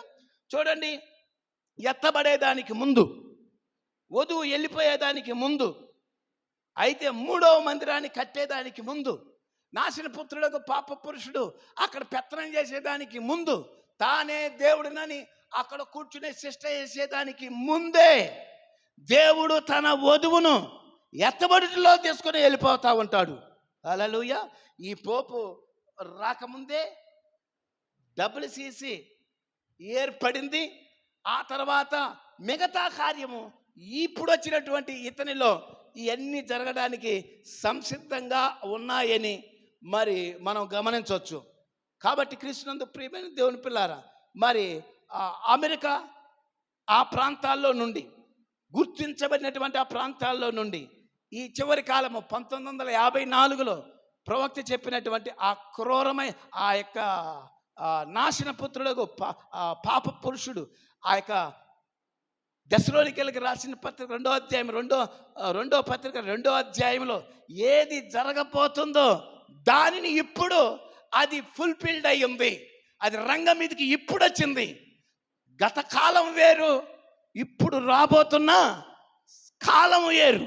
కాబట్టి ఈరోజు దేవుడు మరి తన యొక్క వాక్యాన్ని, తన యొక్క ప్రవచనాన్ని ప్రవక్తను పంపించి, ప్రవక్త ద్వారా మనకు అనేక కార్యాలను బయలుపరుస్తూ, అనేకమైన సంగతులను ఆయన మనకు తెలియజేస్తూ, నిశ్చయముగా అపవాది యొక్క కుయుక్తులు, అపవాది యొక్క తంత్రాలను మనము పసిగట్టగలిగినట్లుగా దేవుడు తన ముద్రలను ఇప్పటి ద్వారా, తన యొక్క పూర్తి వాక్యాన్ని బయలుపరచడం ద్వారా, దేవుని యొక్క సంకల్పం వధువుకు బయలుపరచడం ద్వారా లోకంలో ఉన్నటువంటి కార్యాలు ఏంటో, ఏమి జరుగుతున్నాయో, ఏమి కార్యాలు జరుగుతున్నాయో వాటన్నిటిని చూసి ఆ వాక్యపు నెరవేర్పులను గుర్తించి నిశ్చయముగా ఎంత కృప చూపుతున్నాడో దేవుడు మనకి. కాబట్టి క్రీస్తునందు ప్రియమైనటువంటి దేవుని పిల్లారా, మరి ఈరోజు దేవుని యొక్క వాక్యంలో రాయబడినట్లుగా అది పౌలు కాలంలో దాన్ని చూస్తున్నాడు. అది నెమ్మదిగా ఆ వచన ఆ యొక్క లేఖనం యొక్క తాత్పర్యం, ఆ ప్రవచనం యొక్క ఆ రుజువు ఈ కాలానికి సమీపించింది. కాబట్టి ఇశ్రాయేలీలు మరి యూదులు వాళ్ళు మందిరాన్ని కడతారు, అక్కడ బలి అర్పణ చేస్తారు.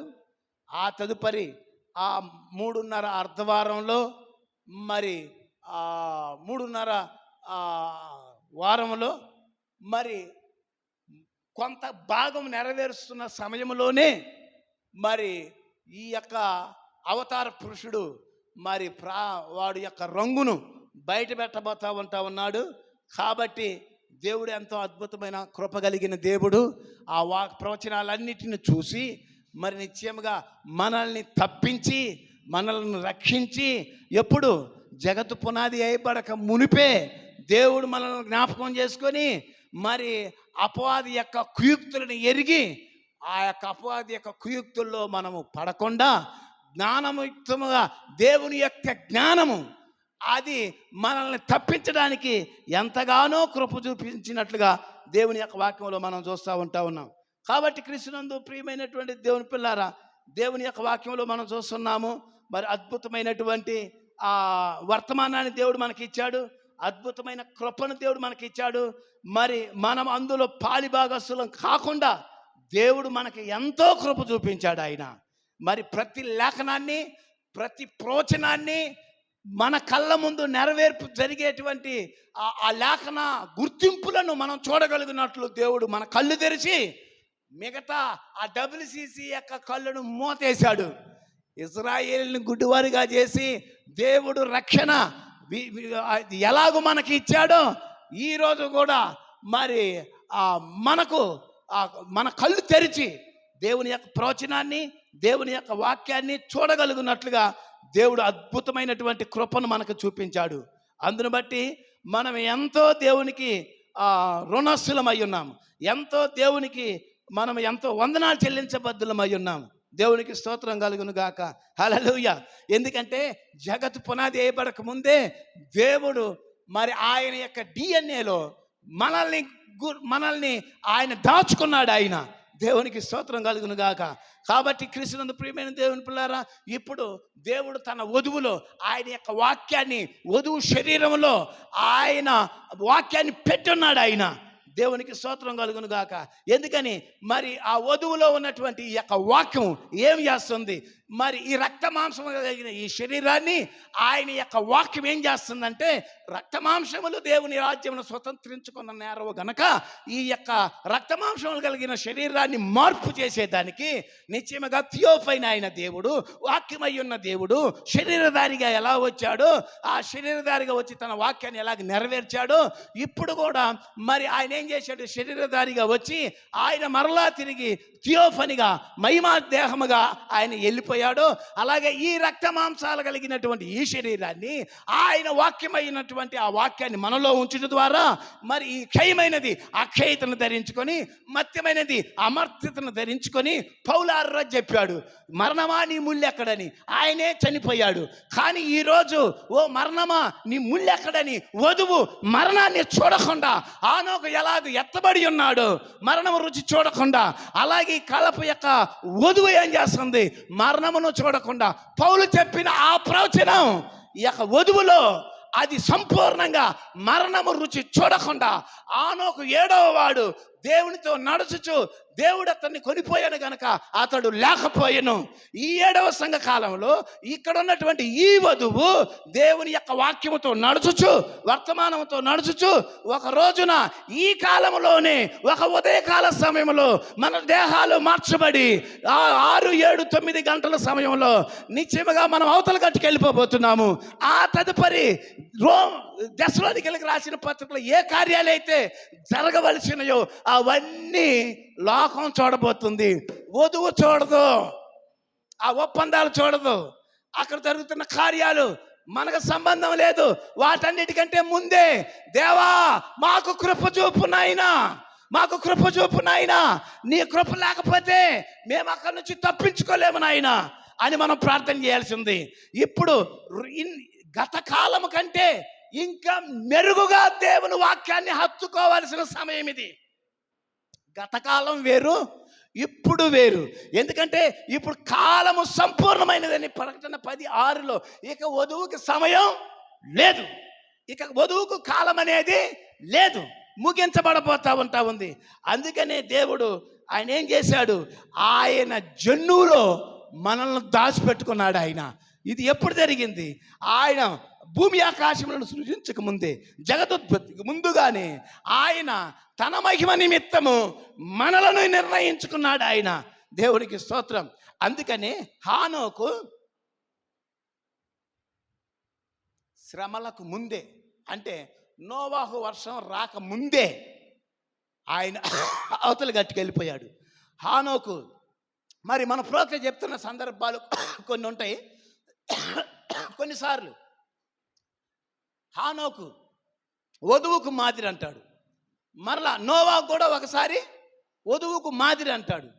నోవాహు ఒకసారి శ్రమల కాలంలో బుద్ధి లేని కనుక వచ్చేదానికి మాదిరి అని చెప్తా ఉంటాడు. ఆ విధంగా అంటే సందర్భాన్ని బట్టి మనం దాన్ని తీసుకోవాల్సి ఉంటుంది. అయితే ఆ శ్రమకు ముందే హానోకు ఏ విధంగా ఎత్తబడ్డాడో అలాగే వధువు కూడా ఈ శ్రమ కాలానికి ముందుగా వెళ్ళిపోబోతుంది. ఆ కాలము, ఆ సమయము ఎంతో దూరంలో లేదు, అది ఎంతో మనకు కళ్ళకు కట్టినట్టు సమీపముగా ఉంది. అందుకనే సైన్స్ లెక్కల మరి అర్ధరాత్రికి 3 నిమిషాలు అన్నారు మొన్నటి వరకు. ఇప్పుడు ఏమంటున్నారంటే 15 సెకండ్లేనట. అంటే ఎంత దగ్గరకు కుదించిందో కదా. చూడండి కృష్ణునందు ప్రియమైన దేవుని పిల్లారా, అందుకనే శ్రమకు ముందే, జలప్రళయానికి ముందే హానోకు ఎత్తబడ్డాడు. అలాగే శ్రమలకు ముందే వధువు ఎత్తబడుతుంది. ఇప్పుడు వధువు ఎత్తబడటానికి కారణం ఏంటి?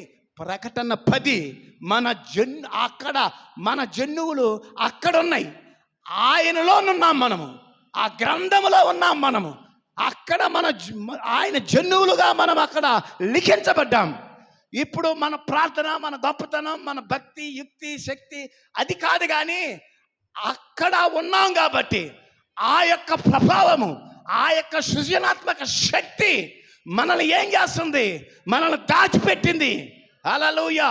3 లక్షల కణాలు అవి మధ్యలోనే అంతరించిపోయినప్పుడు ఒకే ఒక బీజము, ఒకే ఒక జన్యువు అది బహు వేగముగా ఆ 3 లక్షల ఆ జన్యువులను మరి త్రోసివేసి వాటిని తొక్కుకుంటూ మరి అది ముందుకెళ్ళిపోయి ఆ గుడ్డులో ప్రవేశించి, ఆ అండంలో ప్రవేశించి అది జీవిస్తూ ఉంది. అలాగే దేవుని యొక్క సంకల్పంలో ఆ యొక్క జన్యువు యొక్క శక్తి కాదు, కానీ ఆ యొక్క జన్యువును పంపినటువంటి ఆయన యొక్క ప్రభావ మహాత్యమై ఉన్నది. అది దేవునికి స్తోత్రం కలుగును గాక. హల్లెలూయా. అందుకనే ఈ ప్రకటన 10ని ఎవరైతే గుర్తిస్తున్నారో నీవు ఆయన జన్యువై ఉన్నావని ప్రకటన 10 తెలియజేస్తూ ఉంది. దేవునికి స్తోత్రం కలుగును గాక. హల్లెలూయా. కాబట్టి హానోకు తీర్పుకు పైగా వెళ్ళిపోయాడు, తీర్పును దాటి వెళ్ళిపోయాడు.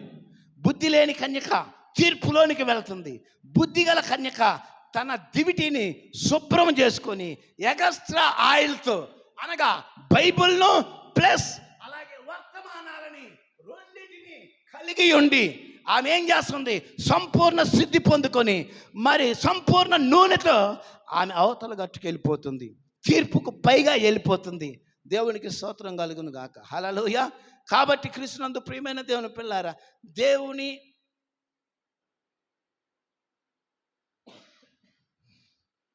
దేవునికి సాతానుకు మధ్య పోరాటము అనేటువంటి వర్తమానంలో ప్రవక్త ఇలాగ చెప్తా ఉంటున్నాడు. నోవాహు యూదులకు మాదిరిగా ఉన్నాడు, అయితే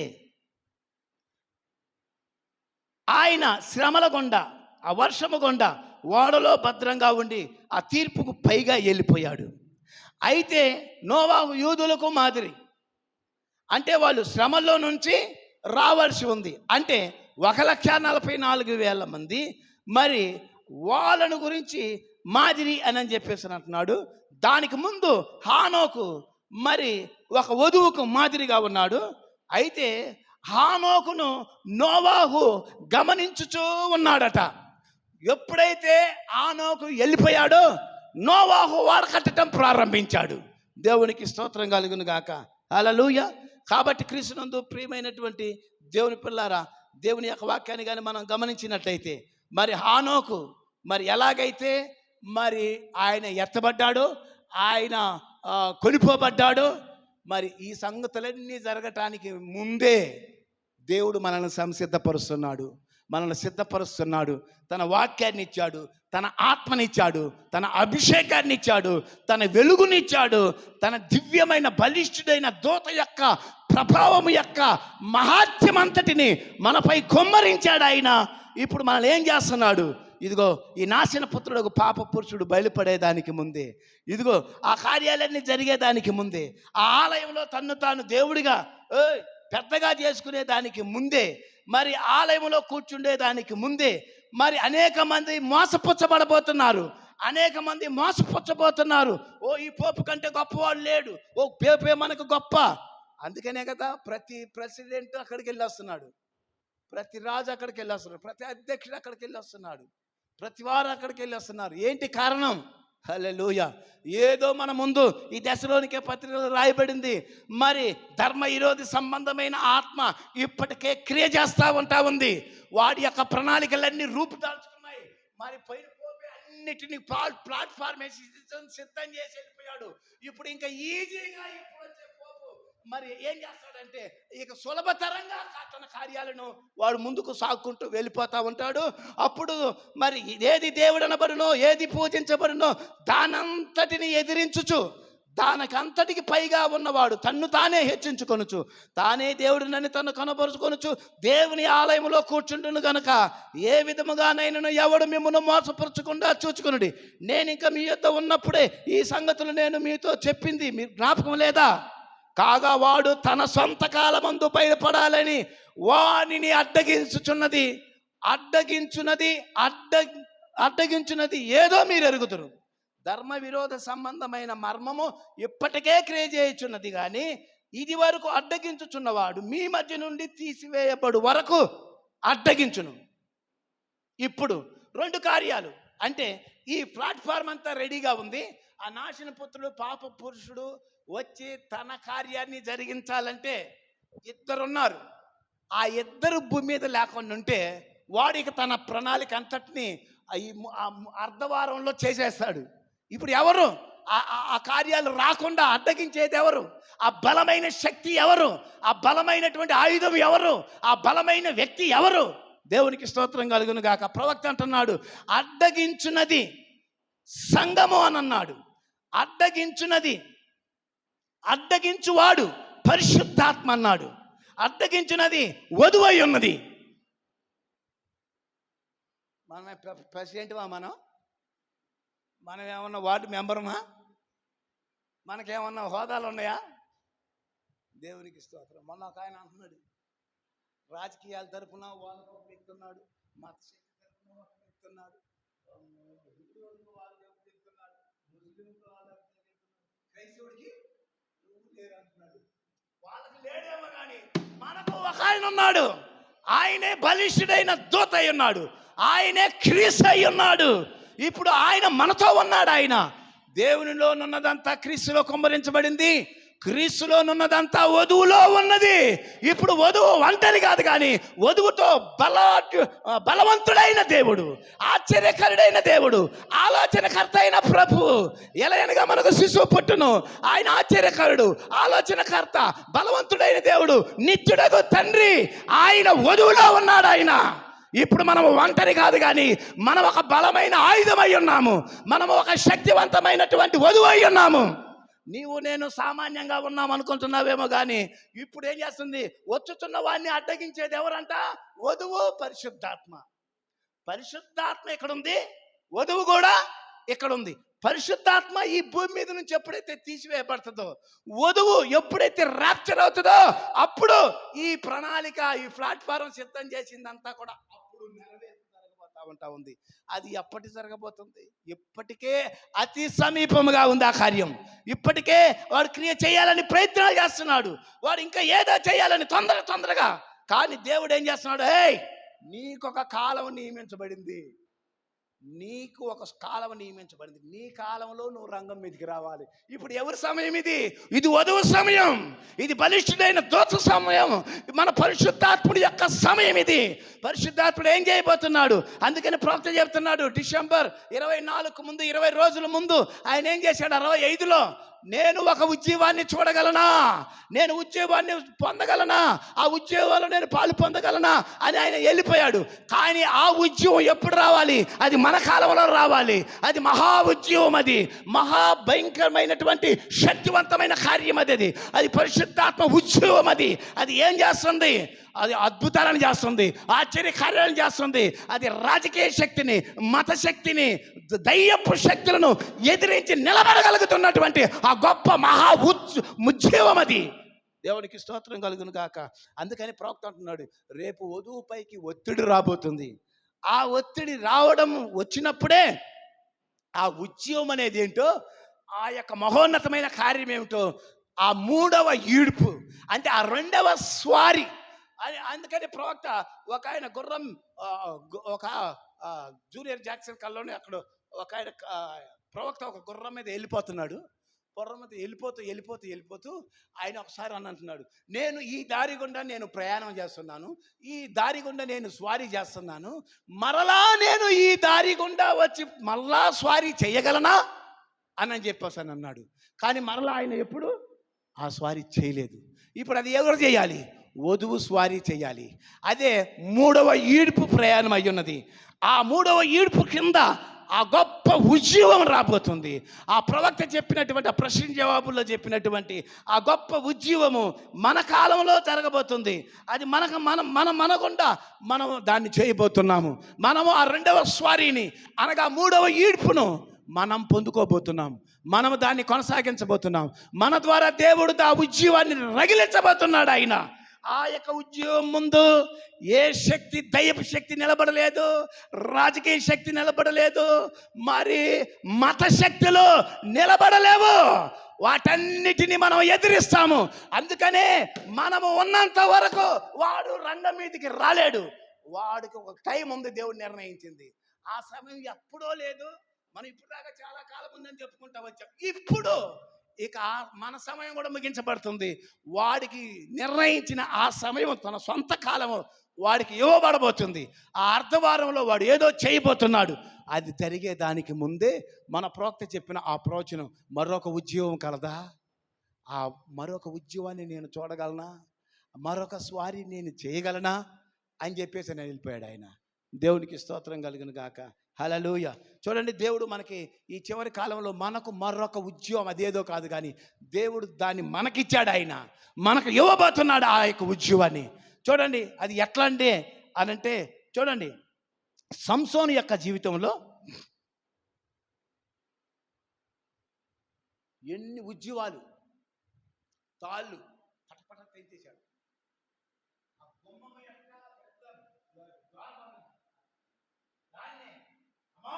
తీసుకొని లాగేసి పడేశాడు. 300 నక్కలను పట్టుకోగలిగాడు. ఒక్క నక్కను పట్టుకొని మనం, అది చాలా కాదు, 300 నక్కలు పట్టుకొని మరి ఆయన వాటి తోకలను మరి కట్టి నిప్పు పెట్టి శత్రువులకు భయం పుట్టించేటట్టుగా చేశాడు. అతన్ని బంధిస్తే నొల్లక పేట తాళ్ళు తెంపుకున్నట్టు పటపట పెద్ద పెద్ద తాళ్ళను తెంచి పడేసేసాడు. అనేకమైన కార్యాలు చేశాడు, అద్భుతమైన కార్యాలు చేశాడు ఆయన. కానీ 7 జడలు నెత్తి మీద ఉన్నంత వరకు బలమైన ఆయుధం, శక్తివంతమైన ఆయుధం. దేవుడు ఆ యొక్క జుట్టులో, ఆ వెంట్రుకల్లో దేవుని శక్తిని దాచిపెట్టాడు. అవి 7 జడలు, అవి 7 సంఘకాలాల్లో ఉన్న దేవుని యొక్క శక్తి అయి ఉన్నది. దేవునికి స్తోత్రం. ఒకరోజు దెలీలా ఆమె బలవంతం చేసింది, నీ దగ్గర ఉన్న మర్మం ఏందో చెప్పు, నీ లోపల ఉన్నటువంటి రహస్యం ఏందో నాకు చెప్పు. నువ్వు చెప్పకపోతే నువ్వు నన్ను ప్రేమించట్లేదని. మరి పోరాడి పోరాడి పోరాడి పోరాడి చివరికి ఇసుకిచ్చి ఆయనలో ఉన్న శక్తి ఏందో బయలుపరిచాడు. ఆయన శక్తిని బయలుపరిచిన తర్వాత గుండు చేయబడ్డాడు, ఎంట్రుకలు కొరికి వేయబడినాయి, జుట్టంతా తీసివేయబడింది, బలహీనుడైపోయాడు. శత్రువులు వచ్చారు, కనుగుడ్లు బీకారు, శత్రువులు వచ్చారు, బంధించేశారు, గుడ్లు తీసేశారు, నేత్రాలను గుడ్డివాడైపోయాడు, వాళ్ళకి బందీగా అయిపోయాడు. ఆయన కట్టేసి దాగోను గుడి దగ్గర 2 స్తంభాలకి కట్టేశారు. ఇప్పుడు అలా అంటున్నారు, ఈ గుడి వాళ్ళు పండగ చేసుకుంటున్నారు. ఓ శత్రువు మాకు దొరికాడని చాలా విజయోత్సాహం చేసుకుంటున్నారు వాళ్ళు. అయితే సంసోను ప్రార్థన చేస్తున్నాడు, దేవా ఒక్కసారి మరొక్కసారి నీ కృప నాకు దయచేయి, శక్తిని నాకు దయచేయి, ఆ బలాన్ని నాకు దయచేయి. నేను ఓడిపోయానయ్యా, మరొక్కసారి జ్ఞాపకం చేసుకో, మరొక ఉజ్జీవాన్ని నాకు దయచేయి, మరొకసారి నాకు దయచేయి ప్రభువా, ఒక్కసారి నీ శక్తిని నాకు కొమ్మరించమని ప్రార్థన చేయటం ప్రారంభించాడు. దేవునికి స్తోత్రం కలుగుతుందా. హల్లెలూయా. ఇప్పుడు అప్పుడే మరలా తన యొక్క తల మీద వెంట్రుకలు మొలవడం ప్రారంభించాయి. అంటే 2వ ఉజ్జీవము అతనికి ప్రారంభించబడుతుంది. శక్తిని దేవుడు ఇస్తున్నాడు, కోల్పోయిన బలాన్ని దేవుడు ఇస్తున్నాడు, కోల్పోయిన పరిశుద్ధాత్మను మరలా ఇస్తున్నాడు. మరి ఈ చివరి దినాల్లో వధువు కూడా దేవుడు ఆ శక్తిని ఇవ్వబోతున్నాడు, ఆ బలాన్ని ఇవ్వబోతున్నాడు, ఆ ఉజ్జీవాన్ని ఇవ్వబోతున్నాడు. మరొక ఉజ్జీవాన్ని నేను చూసేదని ప్రవక్త చెప్పాడే, దానిని సంసోను ఎలా పొందుకోగలిగాడు. ఈ చివరి కాలంలో వధువు కూడా ఆ శక్తిని పొందుకుంటుంది, ఆ అభిషేకాన్ని పొందుకుంటుంది, ఆ ఆత్మను పొందుకుంటుంది, ఆ బలాన్ని పొందుకుంటుంది, ఆ అభిషేకాన్ని పొందుకుంటుంది. అప్పుడు ఈ 3 శక్తుల మధ్యలో నిలబడబోతుంది. దేవునికి స్తోత్రం కలుగును గాక. హల్లెలూయా. ఆ మూమెంట్లో అనేకమైన అద్భుతాలు, అనేకమైన కార్యాలు, చచ్చిన వారు కూడా ఇక్కడ బతికించబడతారు, రోగులు స్వస్థపరచబడతారు. యాక్సిడెంట్ ఇక్కడ తీసుకొని వస్తే వాడికి ప్రార్థన ద్వారా ప్రభు ఇలాగ సెలవిస్తున్నాడు, మాట ద్వారా, పలకబడిన వాక్యము ద్వారా స్వస్థతనివ్వబోతున్నాడు. మరి మరణాలను సజీవులుగా చేయబోతున్నాడు, రోగులను స్వస్థపరచబోతున్నాడు. అనేక అద్భుత కార్యములు, ఆ ముగింపు కార్యములో దేవుడు అనేకమైన చేయబోతున్నాడు. చాలామంది రావచ్చు, మీరు ఏం మంత్రాలు చదువుతున్నారా, ఏమైనా శాతపల్లి చేస్తున్నారా, ఏంటి మీ దగ్గర ఉన్నటువంటి శక్తి ఏంది, మీ దగ్గర ఉన్నటువంటి ఆ బలం ఏంటి, ఒకసారి మాకు చెప్పండి అని అంటారు. సంసోను తన శక్తిని, తన బలాన్ని దెలీలాకు చెప్పాడు. అందరికీ తెలిసిందేమో కానీ వధువు మాత్రం ఆమెలో ఉన్న శక్తిని చెప్పదు, ఎవరికి చెప్పదు, ఏ మనగాడికి చెప్పదు. హల్లెలూయా. ఎందుకంటే అది ఒత్తిడి సమయం. అది బత్తాకాయను ఎత్తితే బత్తాయి రసం గారుద్ది, నిమ్మకాయను ఎత్తితే నిమ్మ రసం గారుద్ది. ఇప్పుడు వధువును ఒత్తితే స్పోకెన్ వర్డ్, పలకబడిన వాక్యము ఆమె నోటిలో నుండి పలకబడిన మాట ద్వారా ఎన్నో కార్యాలు చేయగలదు. ఆమె పలికితే ప్రతిదీ జరగలదు, ప్రతిదీ కూడా ఓడిపోగలదు దాని ఆ వధువు ముందు, ఆ స్పోకెన్ వర్డ్ ముందు. సంసోను ఆ శక్తిని, ఆ బలాన్ని తెలియజేశాడేమో కానీ రేపు భవిష్యత్తులో వధువుకు ఒత్తిడి వచ్చినప్పుడు ఆమెలో ఉన్న శక్తి ఏంటంటే స్పోకెన్ వర్డ్, పలకబడిన మాట. పలకబడిన మాట ఏం చేయగలదు? పలకబడిన మాట ఏదైనా చేయగలదు, ఏమైనా చేయగలదు. ఏంటిదా పలకబడిన మాట? ఆదికాండం 1లో పలకబడిన వాక్యం సృష్టిని సృష్టించింది, ఆకాశ నక్షత్రాలను కలగజేసింది, ఆయన ఆ జంతువులను సృజించాడు, సమస్త కార్యాలను సృజించాడు మాట ద్వారా. అదే వాక్కును దేవుడు వధువుకి ఇవ్వబోతున్నాడు, అదే శక్తిని వధువుకి ఇవ్వబోతున్నాడు, అదే స్పోకెన్ వర్డ్, అదే థర్డ్ ఫోల్, అదే రెండవ స్వారి, అదే చివరి మరి ఉజ్జీవాన్ని నేను చూడగలను ప్రవక్త చెప్పింది. అది వధువుకి ఇవ్వబోతున్నాడు దాన్ని. దేవునికి స్తోత్రం. వధువు చెప్పదు. అంత భయంకరమైన ఒత్తిడి వచ్చినప్పుడు ఆ పలకబడిన మాటనే పలికి తన శరీరాన్ని మార్చుకోగలదు. మత్స్యమైనది అమర్త్యతను ధరించుకున్నట్లుగా, క్షయమైనది అక్షయతను ధరించుకున్నట్లుగా చేయగలిగింది ఆ స్పోకెన్ వర్డ్, ఆ పలకబడిన మాట. పలకబడిన మాట ఏం చేయగలదు? మంచు తుఫానును ఆపగలదు. పలకబడిన మాట ఏం చేయగలదు? చచ్చిన చేపను బ్రతికించగలదు. పలకబడిన మాట ఏం చేయగలదు? ఈగలకు ఆజ్ఞాపించగలదు. ఆ పలకబడిన మాట ఏం చేయగలదు? భయంకరమైన ఎద్దును పలకబడిన మాటతో కూల్చగలదు. ఆ పలకబడిన మాటే ప్రవక్త ఎక్కడో ఉంటే ఒక ఇల్లులో, ఒక దరసులో, ఇంటిలో బాణాన్ని పెట్టి కొట్టినట్టు ఎక్కడో ఉన్న ఆయన అక్కడ ప్రార్థన చేస్తే, ఎక్కడో హాస్పిటల్లో ఉన్న ఆ రొమ్ము క్యాన్సర్తో బాధపడుతున్న సహోదరి ఆ గడ్డ కరిగిపోయింది. దేవునికి స్తోత్రం. పలకబడిన మాట ద్వారా ఏ కార్యాలు ఉన్నవి? మంచు తుఫాను ఆపగలదు, చచ్చిన చేపను బ్రతికించగలదు, కణితిని కరిగించగలదు, ఈగలను ఆపగలదు, ఎద్దును ఆపగలదు.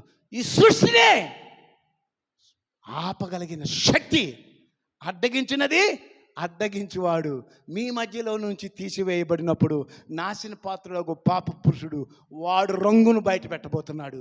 వాడు రంగును బయట పెట్టేదానికి ముందే వధువు ఈ భూమి మీద నుండి ఈ స్పోకెన్ వర్డ్, ఈ రెండవ స్వారి, మూడవ ఈడ్పు, మరొక ఉజ్జీవముతో ఆమె అవతల గట్టుకు వెళ్ళిపోబోతుంది. ఎంత అద్భుతమైన కృప! కాబట్టి ప్రియులారా, మన కళ్ళ ముందే ఈ ప్రవచనాలన్నీ నెరవేర్పు జరుగుతూ ఉన్నాయి.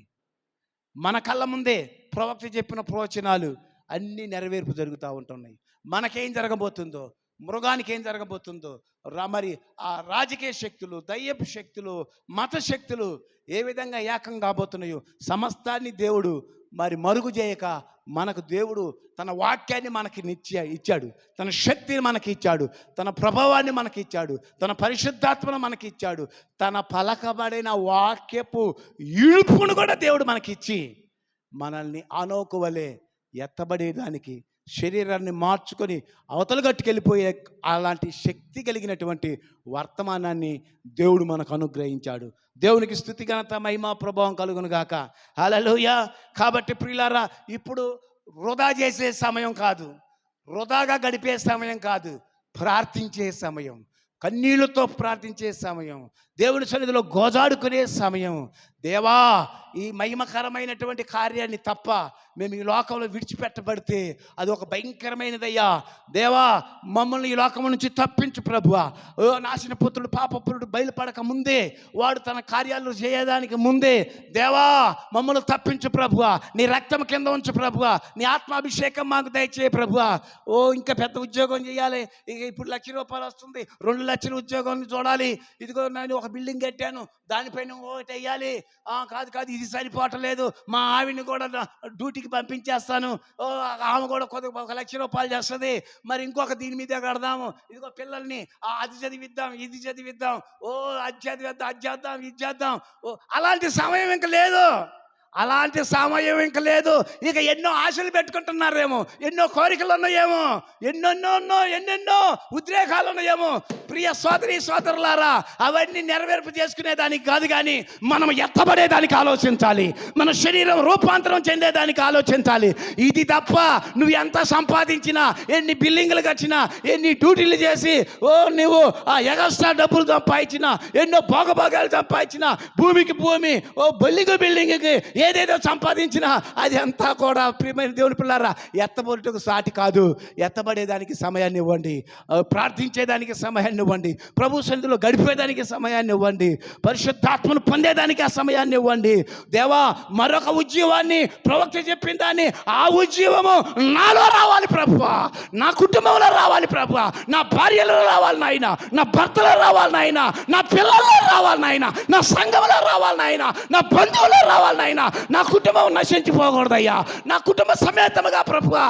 నేను ఆ మరొక ఉద్యోగంలో నేను పాలు పంపులు పొందాలయ్యా, ఆ ఉద్యోగంలో నేను ఎత్తబడాలి ప్రభువా, ఆ ఉద్యోగంలో నేను కొనిపోబడాలి ప్రభువా, ఆ ఉద్యోగంలో నా శరీరం మార్పు జరగాలి తండ్రి. ఆవులు గట్టుకెళ్ళాలి, దానికోసం ప్రయాసపడండి, దానికోసం సమయాన్ని గడపండి. అన్యులకు ఇచ్చిన కాలం పూర్తిగా ముగించబడి ఈ యొక్క వర్తమానం తిరిగి యూదుల వైపు వెళ్ళిపోతున్న సమయంలో ఇక మనకి సమయం లేదు, ఇక ఆలస్యం ఉండదు కానీ అనే ఆ వాక్యం ఇప్పుడు మన కాలంలో ముగింపు పలుకుతున్న కాలంలో ప్రియ సోదరి సోదరులారా, మనల్ని మనం దేవునికి అర్పించుకుందాం, మనల్ని మనం దేవునికి సమర్పణ చేసుకుందాం. ఆ WCC, ఆ ఒత్తిడిలో ఆ రాజకీయ శక్తి, ఆ మత శక్తులు, ఆ దయ్యపు శక్తులు ఏకమవుతున్న కాలంలో దేవా, మమ్మల్ని ప్రభువా నీ మేఘం కింద ఐక్యపరిచావు, వాళ్ళనేమో పోపు కింద వాళ్ళని ఐక్యం చేశావు, WCC కింద మా లోకం ఐక్యమవుతున్నప్పుడు మమ్మల్ని బలిష్ఠ దూత ఓ క్రీస్తు నీ కింద మమ్మల్ని ఐక్యం చేసావయ్యా, నీ కింద మమ్మల్ని సమావేశం చేసావయ్యా, నీ కింద మమ్మల్ని భద్రపరిచావు ప్రభు అని దేవుని స్తుతిస్తూ, దేవుని కీర్తిస్తూ ప్రార్థనాపూర్వకంగా పరిశుద్ధాత్మ ప్రేరణతో దేవా, ఆ యొక్క ఉద్యోగము నాకు కావాలి ప్రభువా, ఆ సంసోను ఆఖరి ఉద్యోగం లాంటి శక్తి నాకు కావాలి ప్రభువా. ఎందుకంటే దేవుడు మనల్ని తప్పించేదానికే ఆ ఉద్యోగాన్ని ఇవ్వబోతున్నాడు. అదే రెండవ స్వారీ, అదే మూడవ ఏడుపు, అదే ఏడవ ముద్ర. ఏడవ ముద్ర ఏంటిది? పలకబడిన వాక్యం. పలకబడిన వాక్యం ఏం చేస్తుంది? మరొక సృష్టిని కూడా సృష్టించగలిగిన శక్తి ఆ పలకబడిన వాక్యంలో ఉంది. ప్రభువా, ముగింపు కాలంలో ఉన్నాం, సమయం లేదు నాయన మాకు. ఇదిగో నాయన, నీ కృపలో ఆ మరొక ఉద్యోగంలో నన్నుంచు ప్రభువా, ఆ మరొక ఉద్యోగం నాకు కావాలి ప్రభువా, ఆ మరొక అభిషేకం నాకు కావాలి ప్రభువా, మరొక ఆ యొక్క తాకిడి నాకు అవసరం, నా కుటుంబానికి, నా బిడ్డలకు, నా సంఘానికి.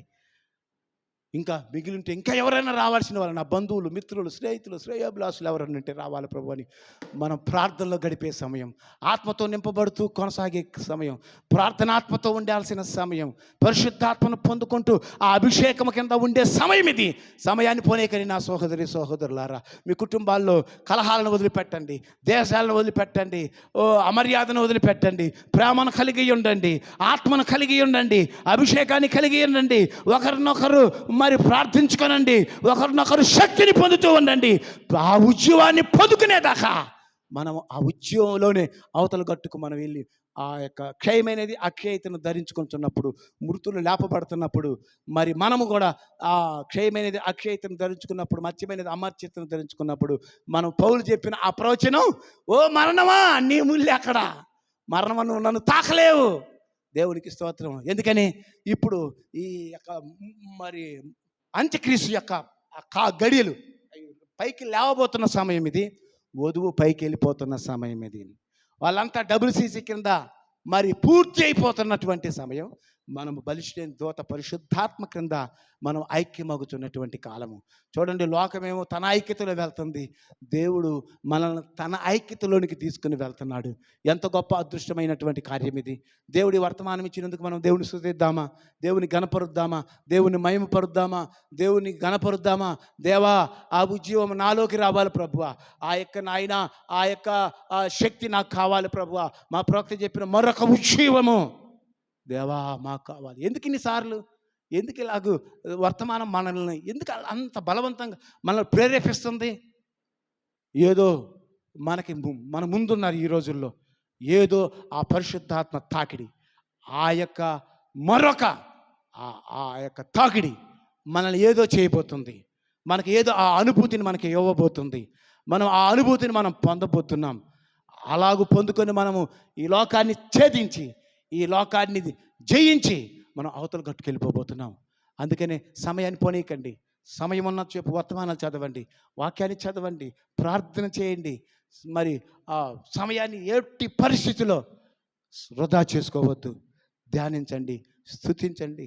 దేవా, ఆ మరొక ఉద్యోగం నాకు కావాలి, ఆ మరొక అభిషేకం నాకు కావాలి, ఆ తాకిడి మాకు కావాలి. మా ప్రవక్త అన్నాడు, నేను మరలా ఈ దారి కూడా నేను వెళ్ళగలనా? కానీ ప్రవక్త వెళ్ళాడు మొదటి స్వారీ, మన కోసం ఆ రెండో స్వారీ మనమే చేయవలసి ఉంది. ఆ స్వారీ నువ్వే చేయవలసి ఉంది, అది నీ ద్వారానే జరగవలసి ఉంది.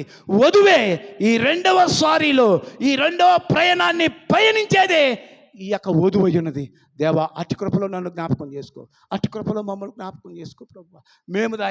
మేము ఏది కోల్పోయినా, ఓ దేవా, మన ప్రవక్త చెప్పాడు కదా, మీరు ఎక్కడికన్నా పోవడం ఆపవచ్చు కానీ పరలోకాన్ని పోకుండా ఆగిపోవద్దు. ఎత్తబడిలో మీరు మిగిలి ఉండొద్దు, ఎత్తబడిలో మీరు ఉండండి. మీరు ఏది పోగొట్టుకున్నా ఎత్తబట్టను పోగొట్టుకోవద్దు, ఏది పోగొట్టుకున్నా దీన్ని పోగొట్టుకోవద్దని మన ప్రవక్త చెప్తా ఉంటున్నాడు.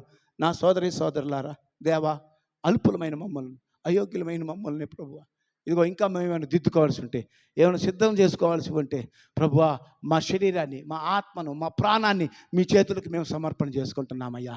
ఓ ఆ మరొక తాకిడికి, ఆ మరొక స్వారీకి మమ్మల్ని నిలబెట్టు ప్రభువా. ఆ స్వారీ మేము లేకపోతే మేము విడవబడతాము నాయన, నశించిపోతాము తండ్రి. ఆ మరొక ఉజ్జీవం నాకు కావాలి ప్రభువా. అది ఎత్తబడేదానికి, శరీర మార్పు జరిగేదానికి నాకు అది అవసరమై ఉన్నదయ్యా. నేను దాన్ని పోగొట్టుకోవద్దయ్యా, నేను దాన్ని పోగొట్టుకోవద్దయ్యా. నాకు ఎన్ని పనులు ఉన్నా పోగొట్టుకోవచ్చు, ఎంత రాబడి ఉంటే అది పోగొట్టుకోవచ్చు, ఎన్ని ఇల్లు ఉన్నా పోగొట్టుకోవచ్చు. ఆ పోగొట్టుకున్నా పర్వాలేదు పిల్లారా, ఎత్తబట్టను పోగొట్టుకుంటే అది భయంకరమైన ఘోరమైన కార్యం. మీ మనసులో మనందరం ప్రభువా దాన్ని మేము పోగొట్టుకోవద్దు. అందుకొరకే మా ప్రవక్త చెప్పిన ఆ మరొక స్వారీ, ఆ మరొక ఉజ్జీవం నేను చూచేదనా అన్నాడు. కానీ అది వధువులో నువ్వు చూడబోతున్నావు ప్రభువా, వధువుకి ఇవ్వబోతున్నావు ప్రభువా. వధువు ఆ ఈడ్పులో, ఆ ఒత్తిడిలో, ఆ ఒత్తిడి సమయంలో, ఈ ప్రపంచమంతా ప్రభువా వధువుపైకి ఒత్తిడి తీసుకొస్తున్న సమయంలో ఆ శక్తితో నింపబడి అద్భుత ఆశ్చర్య కార్యములు జరిగించి అవతల గట్టుకి వెళ్ళిపోయే సమయానికి మేము సిద్ధంగా ఉన్నామయ్యా. మమ్మల్ని ప్రభు నీ చేతులకు సమర్పించుకుంటున్నామయ్యా. మేము ఏది పోగొట్టుకున్నా ఆ ఉద్యమాన్ని మేము పోగొట్టుకోకూడదు, ఆ అభిషేకాన్ని మేము పోగొట్టుకోవద్దు, ఆ ఎత్తబడిని మేము పోగొట్టుకోవద్దు ప్రభువా. దాన్ని మేము కోల్పోవద్దు ప్రభువా. దానికి సరిపడ శక్తిని మాకు దయచేయండి, దానికి సరిపడేటటువంటి మాకు నాయన ఆ యొక్క మా జీవితాన్ని మాకు దయచేయండి తండ్రి. దాన్ని పొందుకోగలిగినటువంటి ఆ అనుభవాన్ని మాకు దయచేయి ప్రభువా. దాన్ని ఆశించేటువంటి ఆ అనుభవానికి మా జీవితాన్ని సరిపడలాగిన నీ కృపతో జ్ఞాపకం చేసుకోవా ప్రభువా. నీ కృపతో మమ్మల్ని నింపవా ప్రభువా. కృపయే మాకు ముద్రలనిచ్చింది, కృపయే మాకు 7 ఉరుములు ఇచ్చింది, కృపయే ప్రత్యక్షతనిచ్చింది, కృపయే వాక్యాన్ని తెరచింది, కృపయే ముద్రలను తెరచింది, కృపయే ఎత్తబడే విశ్వాసాన్ని ఇస్తుంది, కృపయే శరీర మార్పునిస్తుంది.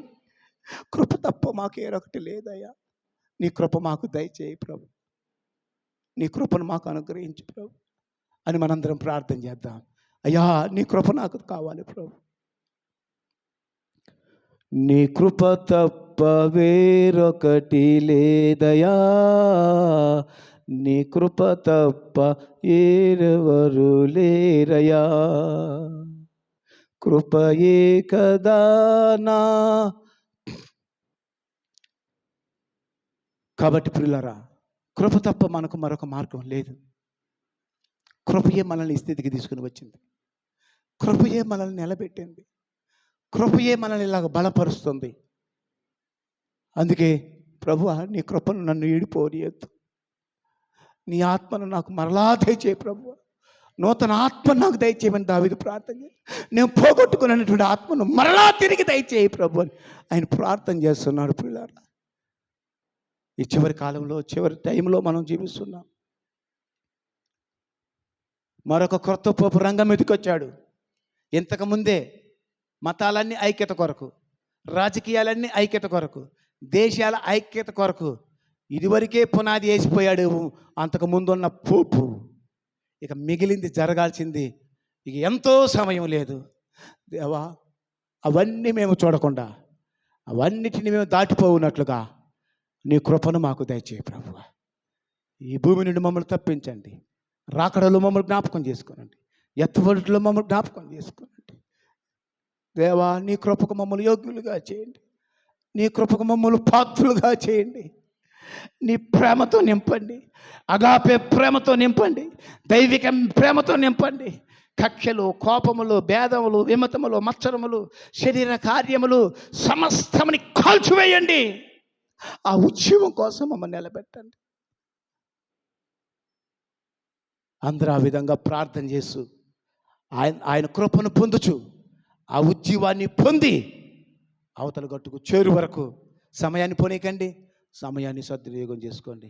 ప్రతి సమయంలో దేవుని స్తుతించండి, దేవుని ఆరాధించండి, దేవుని మహిమపరచండి. ఓ ఎత్తబొట్టు కొరకు మన నోటిలో లాలాజలం ఎలాగైతే ఊరతా ఉంటుందో, ఈ వర్తమానం ప్రతి నిత్యం నీలో ఊరత ఉండాలి. దేవా, పరిశుద్ధాత్మ నాలో ఊరత ఉండాలి. ఆ యొక్క ఆయన తాకిడి నా కొరకు నా నోరు ఊరత ఉండాలి. నా లాలాజలము ప్రభు ఎప్పుడు ఊరత ఉండాలి. ఆ లాలాజలం ఏదో కాదు, ఈ గడి యొక్క వర్తమానమే, ఆ పరిశుద్ధాత్మ జలమే, ఆ యొక్క దేవుని యొక్క జీవ జలమే, ఆ యొక్క దేవుని శక్తే నీ నోటిలో నువ్వు లాలా జలముగా వాక్యము వర్తమానం ఎత్తబడుట మరొక స్వారి ఉద్యోగం నాకు కావాలని అది నీ నోటిలో ఊరతా ఉండి ఆ అభిషేకం పొందు వరకు నువ్వు ప్రార్థిస్తూ అభిషేకంతో నింపబడుతూ నిన్ను నీవు దేవునికి సమర్పించుకుంటూ ముందుకు కొనసాగుదాం. దేవుడు మనకి కొద్ది సమయంలో ఎక్కువ ప్రార్థన చేద్దాం, కొద్ది సమయంలో ఎక్కువ ఉపవాసం చేద్దాం, తక్కువ సమయంలో ఎక్కువ ధ్యానం చేద్దాం, తక్కువ సమయంలో ఎక్కువగా దేవునికి మొరపెడదాం, దేవుని శక్తిని పొందుదాం.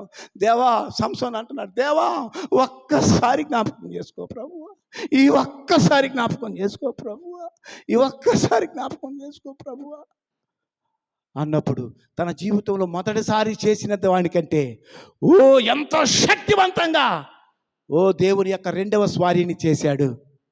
దేవా, మమ్మల్ని జ్ఞాపకం చేసుకో ప్రభువా, నీ శక్తిని మాకు దయచేయి ప్రభువా, నీ బలాన్ని మాకు దయచేయి ప్రభువా. ఆ సంసోన్కి ఇచ్చినటువంటి రెండవసారి ఆ అభిషేకం, ఆ శక్తి మా ప్రవక్త చెప్పెళ్ళాడయ్యా, అది ప్రవచన రూపంలో ఉంది నాయన. ఆ ఉద్యమము, ఆ కొనసాగింపు, ఆ యొక్క తాకిడి అది మా కొరకు ఎదురు చూస్తుందని మాకు అర్థమైంది నాయన. ఆ తాకిడితో మమ్మల్ని నింపండి, ఆ ఉద్యమంతో మమ్మల్ని నింపండి, ఆ పలకబడిన వాక్కుతో మమ్మల్ని నింపండి, ఆ అభిషేకంతో మమ్మల్ని నింపమని మనందరం ఆ విధంగా ప్రార్థనాపూర్వకంగా ఉందాం. ఎల్లప్పుడూ సమయాన్ని పోగొట్టుకోకుండా ప్రార్థన చేద్దాం. ప్రార్థన శక్తితో నింపబడండి, అభిషేకంతో నింపబడండి, పరిశుద్ధాత్మ తాకిడితో నింపబడండి. నిశ్చయముగా మనం ఆ యొక్క ఎత్తబడుటకు ఆ సమయము ఎంతో లేదు, మరి అది కొద్ది సమయమే. ఈ కొద్ది సమయంలో దేవుని సన్నిధిలో ఎక్కువ శక్తిని మరి సంసోన్ ఎంత రెండవసారి ఎంటుకలు వస్తున్నప్పుడు మరి రెండంతల అభిషేకం ఎలాగొచ్చిందో, దేవా మమ్మల్ని ఆ రెండంతల తాకిడితో, రెండంతల అభిషేకంతో మమ్మల్ని నింపండి. ఏలియా అంత అభిషేకంతో యెజెబెలును నాయన ఎదిరించాడే కానీ ఆఖరికి పిరికివాడై పారిపోయాడు నాయన.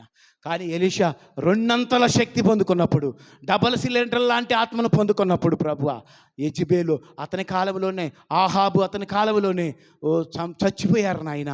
ఇప్పుడు మాకు 7 అంతల అభిషేకం ఉన్నది. 7 సంఘకాలంలో నాయన ఉన్నంత అభిషేకం అంతా ఈ సంఘకాలంలో 7 అంతల అభిషేకం మా మీద ఉంది ప్రభువా. ఆ 7 అంతల అభిషేకంతో మమ్మల్ని నింపండి, ఆ 7 అంతల శక్తితో మమ్మల్ని నింపండి.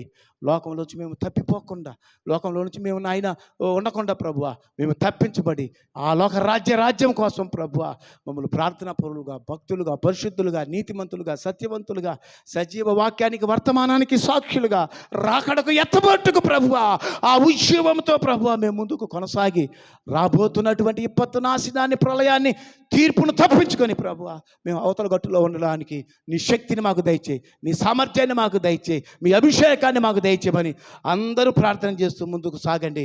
ఎవరు నిర్లక్ష్యం చేయొద్దు. ఈ సమయాన్ని మనకి ఇచ్చిన ముందున్న కాలాన్ని ఎవరు నిర్లక్ష్యం చేయొద్దు. అందరూ సద్వినియోగం చేసుకోనండి. మనం చివరి అంచులో ఉన్నాము, ముగింపు సమయంలో ఉన్నాము.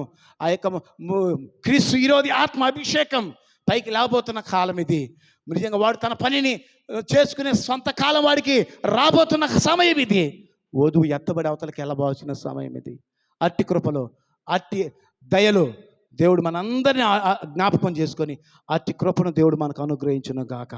ఆమేన్.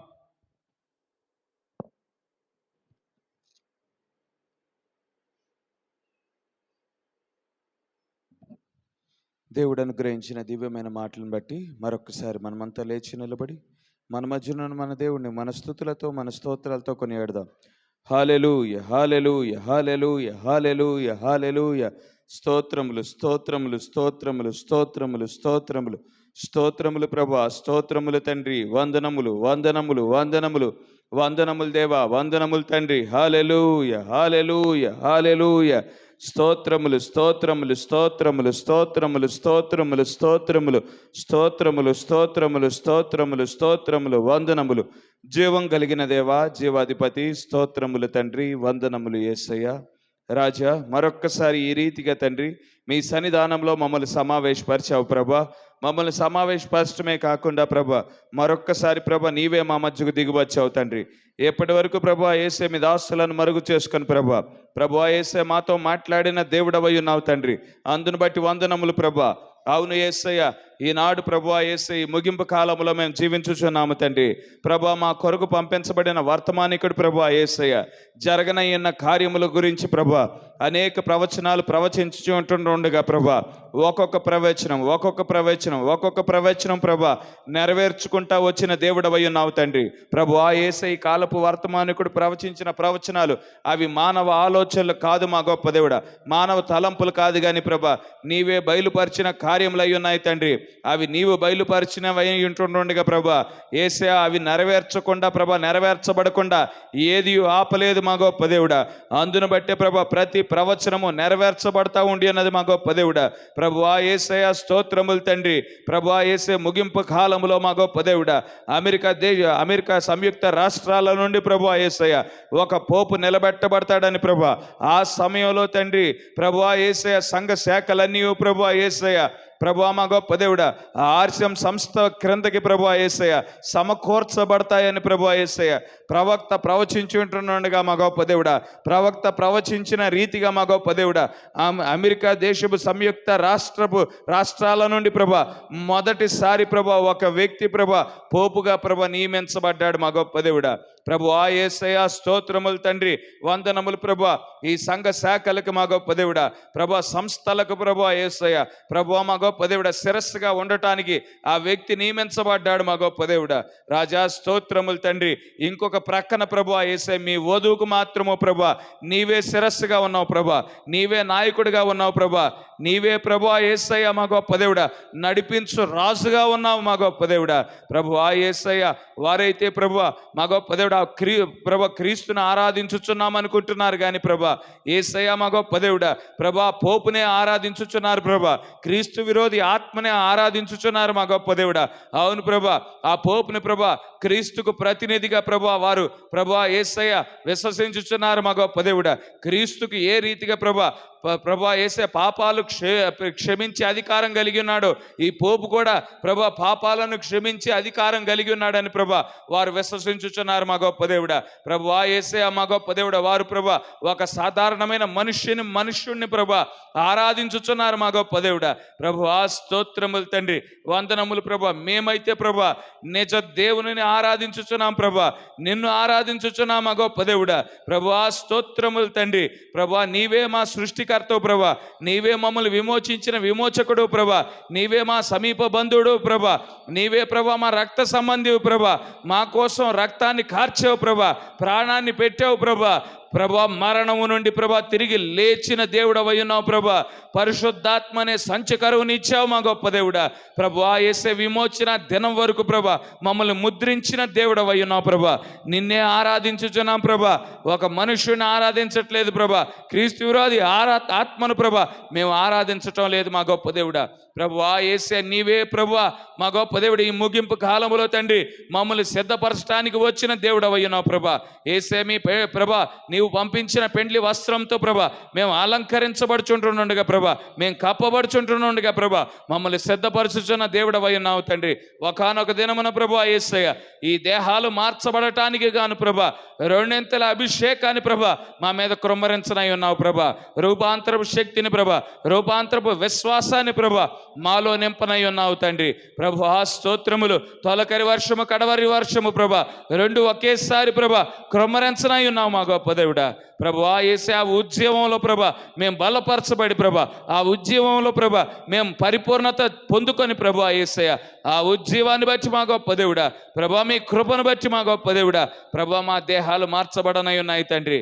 ప్రభు ఆ స్తోత్రములు మా గొప్ప దేవుడా. ప్రభు విడవబడిన వారికైతే శ్రమ మా గొప్ప దేవుడా, విడవబడిన వారికైతే మా గొప్ప దేవుడా. ప్రభు ఈ భూమి మీద ప్రభు ఆ యేసయ్య రోగములు ప్రభు ఆ యేసయ్య వ్యాధుల చేత ప్రభు ఆ యేసయ్య బాధించబడతారు మా గొప్ప దేవుడా. ప్రభు ఆ యేసే 2 రోజులు 3 రోజులు ఉండి స్వస్థత పొందుకునే వ్యాధులు కాదు కానీ ప్రభా అవి మానవాళి మరణించడానికి వచ్చే వ్యాధులై ఉన్నాయి ప్రభా. అవన్నీ భూమిని తాకటానికి మునిపే ప్రభా యేసయ్య హానోకు కొనుపోబడిన రీతిగా ప్రభా యేసు మేము కొనుపోబడటానికి ప్రభా యేసయ్య మాకు ప్రభా యేసయ్య కనులు తెరిచారు ప్రభా, హృదయాన్ని తెరిచారు ప్రభా, పరిపూర్ణమైన వాక్యాన్ని బయలుపరిచారు తండ్రి. హానోకు వలే మా గొప్ప దేవుడా ప్రభా మీతో ప్రభా యేసు ఏకీభవించి ప్రభా మీతో నడిచి కొనుపోబడినట్లు ప్రభా ఈ వాక్యాన్ని అంగీకరించి ప్రభా యేసే మీతో నడిచి మేము కొనుపోబడటానికి ప్రభా నీవే సహాయము దయచేర్చున్నందుకు వందనములు తండ్రి. చెప్పబడిన మాటలు మా హృదయాలలో పదిలపరచండి మా గొప్ప దేవుడా. ప్రభా యేసే రాకడ కొరకు ప్రభా మా ఆలోచనలు పక్కన పెట్టి, మా తలంపులను పక్కన పెట్టి, మా ఉద్దేశాలను పక్కన పెట్టి మా గొప్ప దేవుడా ప్రభా నిన్ను వెంబడించగలుగుటకు ప్రభా మీ వాక్యాన్ని చేర్చుకొనగలుగుటకు, మీ వాక్యముగా మేము మార్చబడగలుగుటకు తండ్రి నీవే సహాయము దయచేయమని కోరుచున్నా మా గొప్ప దేవుడా. రాజా స్తోత్రములు. ఈ మాటలను తండ్రి నూరంతలుగా ప్రభా మా జీవితాల్లో ఫలింపజేయించినందుకు నీవే ప్రభా యేసే కృప చూపించినందుకు వందనములు తండ్రి. కూడి వచ్చిన ప్రతి బిడ్డను దీవించండి, ప్రతి బిడ్డను ఆశీర్వదించండి ప్రభా. ఇప్పుడు మా గృహాలకు వెళ్ళుచుంటుండగా మరొక్కసారి మీ సన్నిధి, మీ ప్రసన్నత, మీ దీవెనలు, మీ ఆశీర్వాదాలు ఇప్పుడు ఎల్లప్పుడూ మా మీదను మా కుటుంబాల మీదను సమృద్ధిగా నీవే కృమ్మరించుచున్నందుకు వందనములు చెల్లించుకుంటూ ప్రభా యేసయ్య ఇప్పటి వరకు వాక్య పరిచర్య చేసిన ప్రభా మీ దాసులను దీవించండి ప్రభా, ఆయన పరిచర్యను దీవించండి ప్రభా, కుటుంబాన్ని దీవించమని కోరుకుంటూ ఈ చిన్న ప్రార్థన ప్రభు అయిన యేసుక్రీస్తు నామములో అడిగి వేడుకొంచున్నాము. ఆమేన్. God bless you. దేవుని దీవించండి.